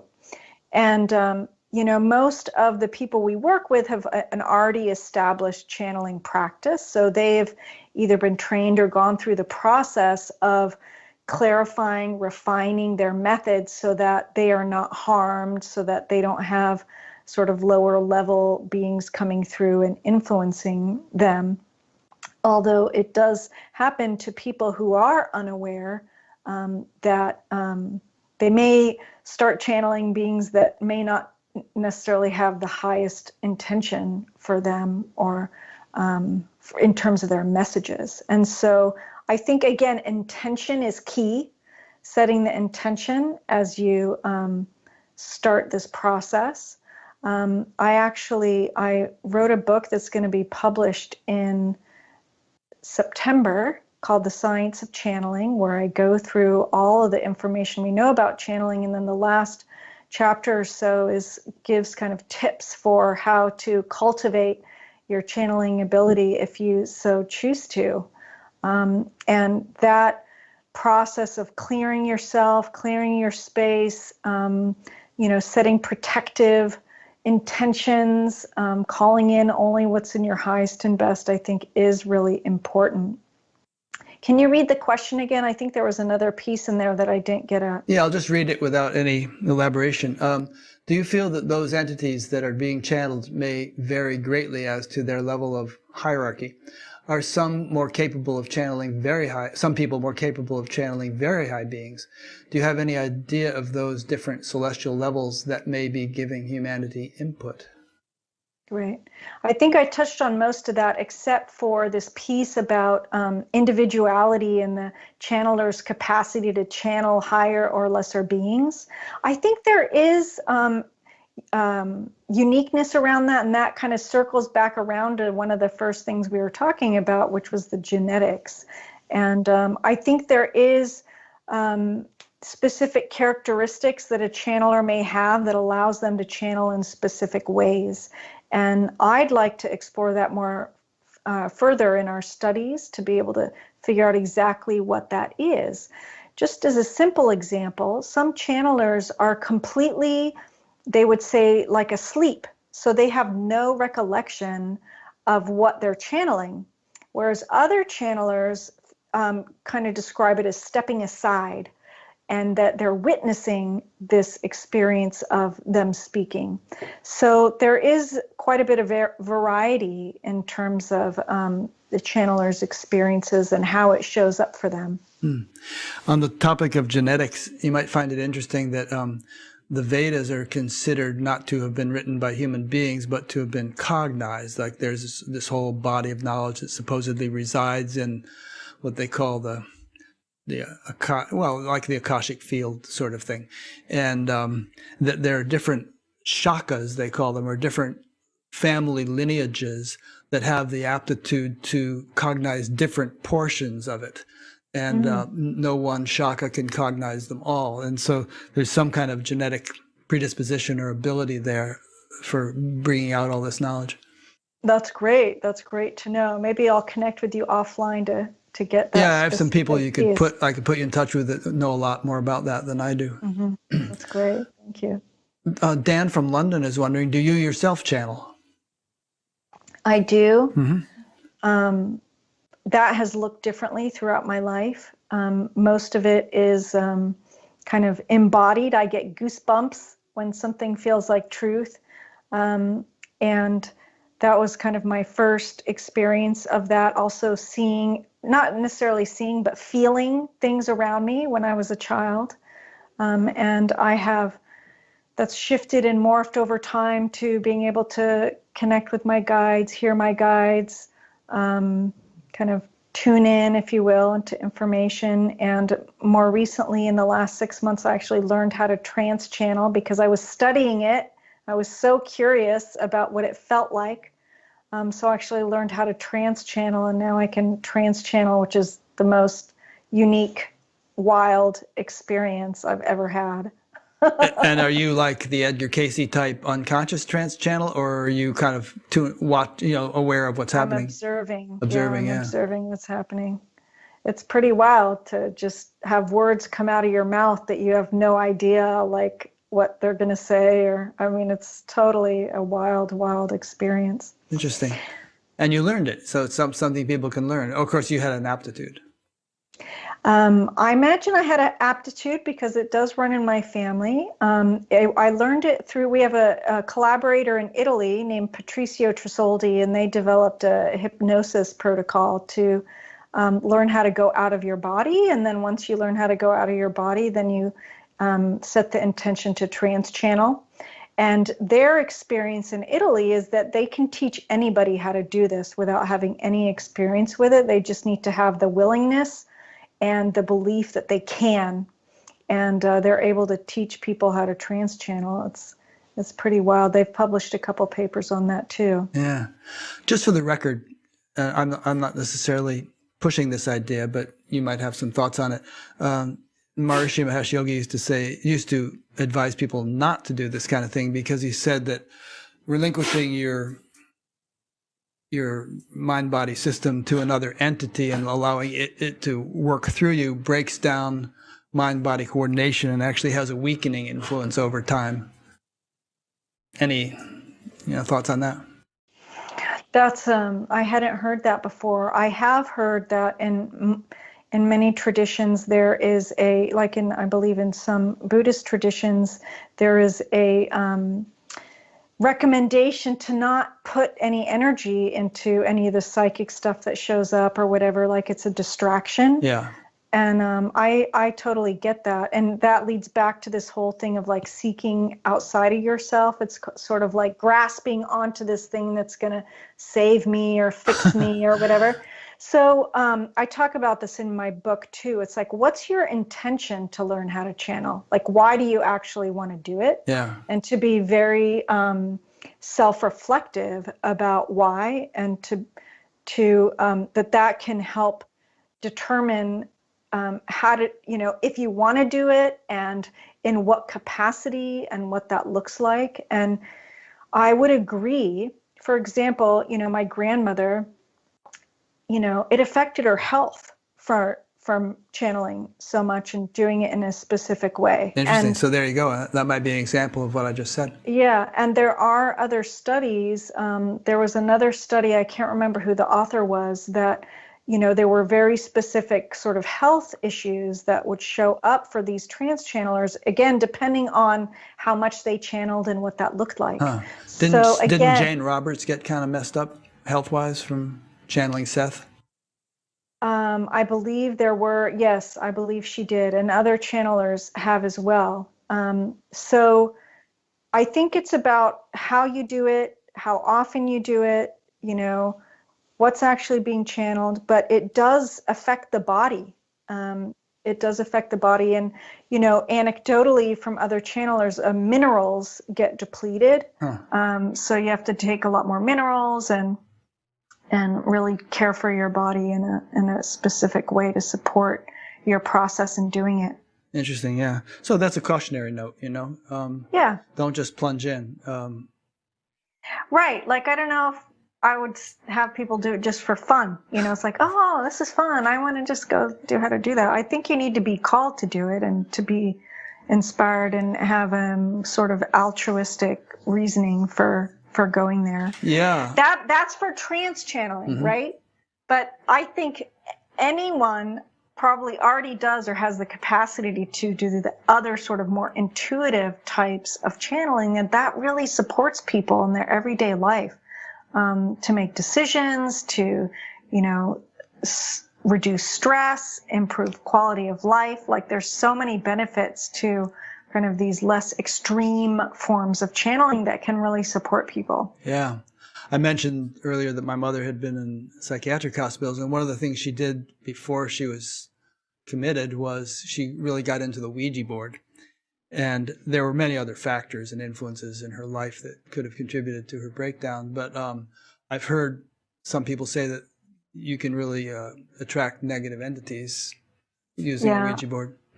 Yes, I was taught that from a very young age, and I still think that's true. So I would not recommend that for anybody, just to start playing with a Ouija board. Yeah. One other thing that's been in the back of my mind throughout this conversation that I want to ask before we run out of time is, you're exposed to so many different channelers, probably more than just about anybody. And, I mean, does your spidey sense kind of like react differently to different ones? Or perhaps I should say your bullshit detector. I mean, do you feel that, certain ones are just play acting or doing God knows what, and others seem to be more genuine? Is there some kind of spectrum? Yeah, I'd say so. I'd say the majority of the people that I run across are authentically channeling in some way. And, I get other emails that are just like so far out there that seem off, if you will. Yeah. That don't feel quite right. And we don't normally, follow through with them, and who knows what's happening that way. So again, it's this whole black, white, discernment piece. Yeah. Yeah. Okay. So, there are all kinds of notes that I took. We haven't covered everything, but we've covered quite a lot. Is there anything you can think of that we haven't covered that we should have, or that you would like to say by way of wrapping up the whole thing? It's not necessarily a wrap up, but one thing I do want to share about IONS and the work that we do there, we have a large ongoing program right now called the IONS Discovery Lab. And it is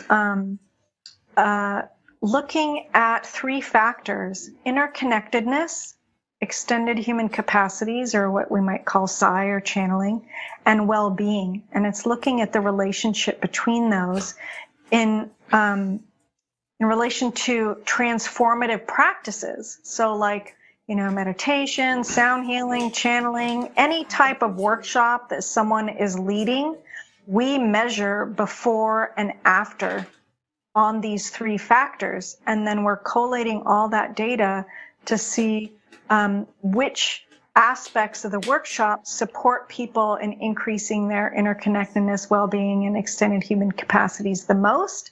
And then also, what is it about the individuals themselves that supports them to perhaps do better at meditation than, say, shamanic healing or something like that. So we finished phase 1. We had about 1,900 records there, and we've had some really interesting findings that we submitted to be published for peer review. And we've started phase 2. It's available in Spanish and French, soon to be Chinese, German, Italian, and Portuguese.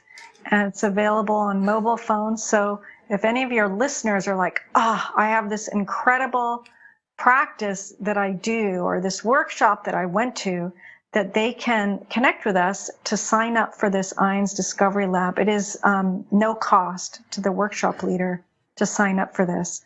So we're really excited about that project. So what you're saying is there's some kind of an app that you can put on your phone, and when you go to workshops or you sit and meditate or something, this app picks up information, are you saying, and transmit? Sorry. Oh, what happens? So what you do, so let's say I'm going to go to a 7-day meditation retreat. Mm-hmm. Before I start it, I go to a link on my phone just through my web browser, and I complete a 20-minute survey. I see. It's questionnaires and online tasks. Mm-hmm. And then when I'm done with my 7-day retreat, I do it again for about 15 minutes. The end one's at 15 minutes. And then all that data gets uploaded to our larger database and we can analyze it. And then the leader of the 7-day retreat gets a report from everybody who went to that retreat to see how they shifted from that one retreat. I see. I guess the reason I asked that question is I seem to recall you saying something about an app that might be in development or something that would be kind of a random number generator that you could put on your phone, and that it would be influenced by things that you were going through, maybe if you meditated or went on a retreat or something else, and that data could be sent back to IONS. Did I understand that correctly? Yes, so that app is still in development. It's called Entangled. It's being developed by Adam Curry, and it is a basically portable random number generator. And so when that's completed, you'll be able to see your own statistics on your phone to see if you've influenced your random number generator in your phone. And then it'll also go to the cloud to be able to collate with everybody who's using it. So that app is still in development. That's interesting. So if you had like a regular meditation practice where you meditated twice a day, over time, you could perhaps tell it when you were starting and when you were stopping. Over time, you could see whether the numbers changed in correlation with your meditation practice. That's right. Yeah. That's right. That's cool. Huh. Yeah. Well, IONS must be a fun place to work. Yeah. It is. I feel so grateful for the work that I'm doing. And, I've only touched on a few of the projects we're working on. So I invite people to check us out and get on our email list so you can stay afloat with all the work that we're doing. And we'd love you to be involved. Yeah. So that's noetic.org. That's right. Show it again here on the screen. The Get Involved page. Good. Well, thanks so much. I really have enjoyed this conversation. Thanks so much, Rick. It's been great being with you today and talking about all these fascinating things. So until next time. Yes, and there will be a next time. And I'll put up a page on BatGap for this interview, and it'll have a link to your book. And remind me when your new book comes out, because I can add a link for that. And people... what kind of people would you like to hear from in order to involve them in studies? I mean, channelers, any other people? Anybody who, well, not anybody, you could get inundated. All of the above. Well, for example, that genetic study, with the 23andMe, anyone can participate in that.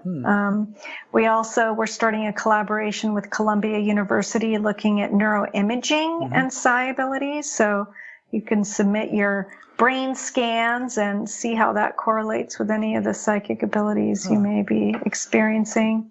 So then in particular, people who have some kind of psychic abilities or see auras or, are empathic in some way or channeling or, profoundly intuitional or any of those things, they could get in touch with you. They could actually submit a 23andMe data thing and you would be collecting useful information.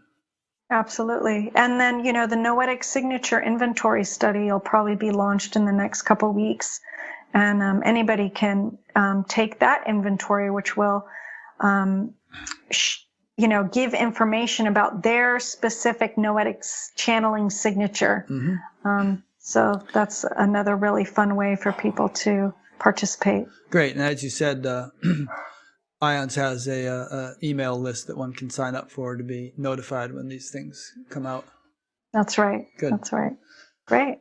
All right. So thank you very much. And thanks to those who've been listening or watching. As you know, this is a series, so if you'd like to be notified of subsequent episodes, you can subscribe to the YouTube channel. And once you subscribe, if you click on that little bell icon that shows up to the right of the subscribe button, then you really get notified. It tells you about everything that gets posted, which is about once a week. And also at the website, you'll see, various things that are pretty self-evident, podcast link and email newsletter sign up and various other things. So just explore the menus. And thank you for listening or watching. And thank you again, Helene. Thank you. Talk to you later. Okay. Bye-bye. Bye.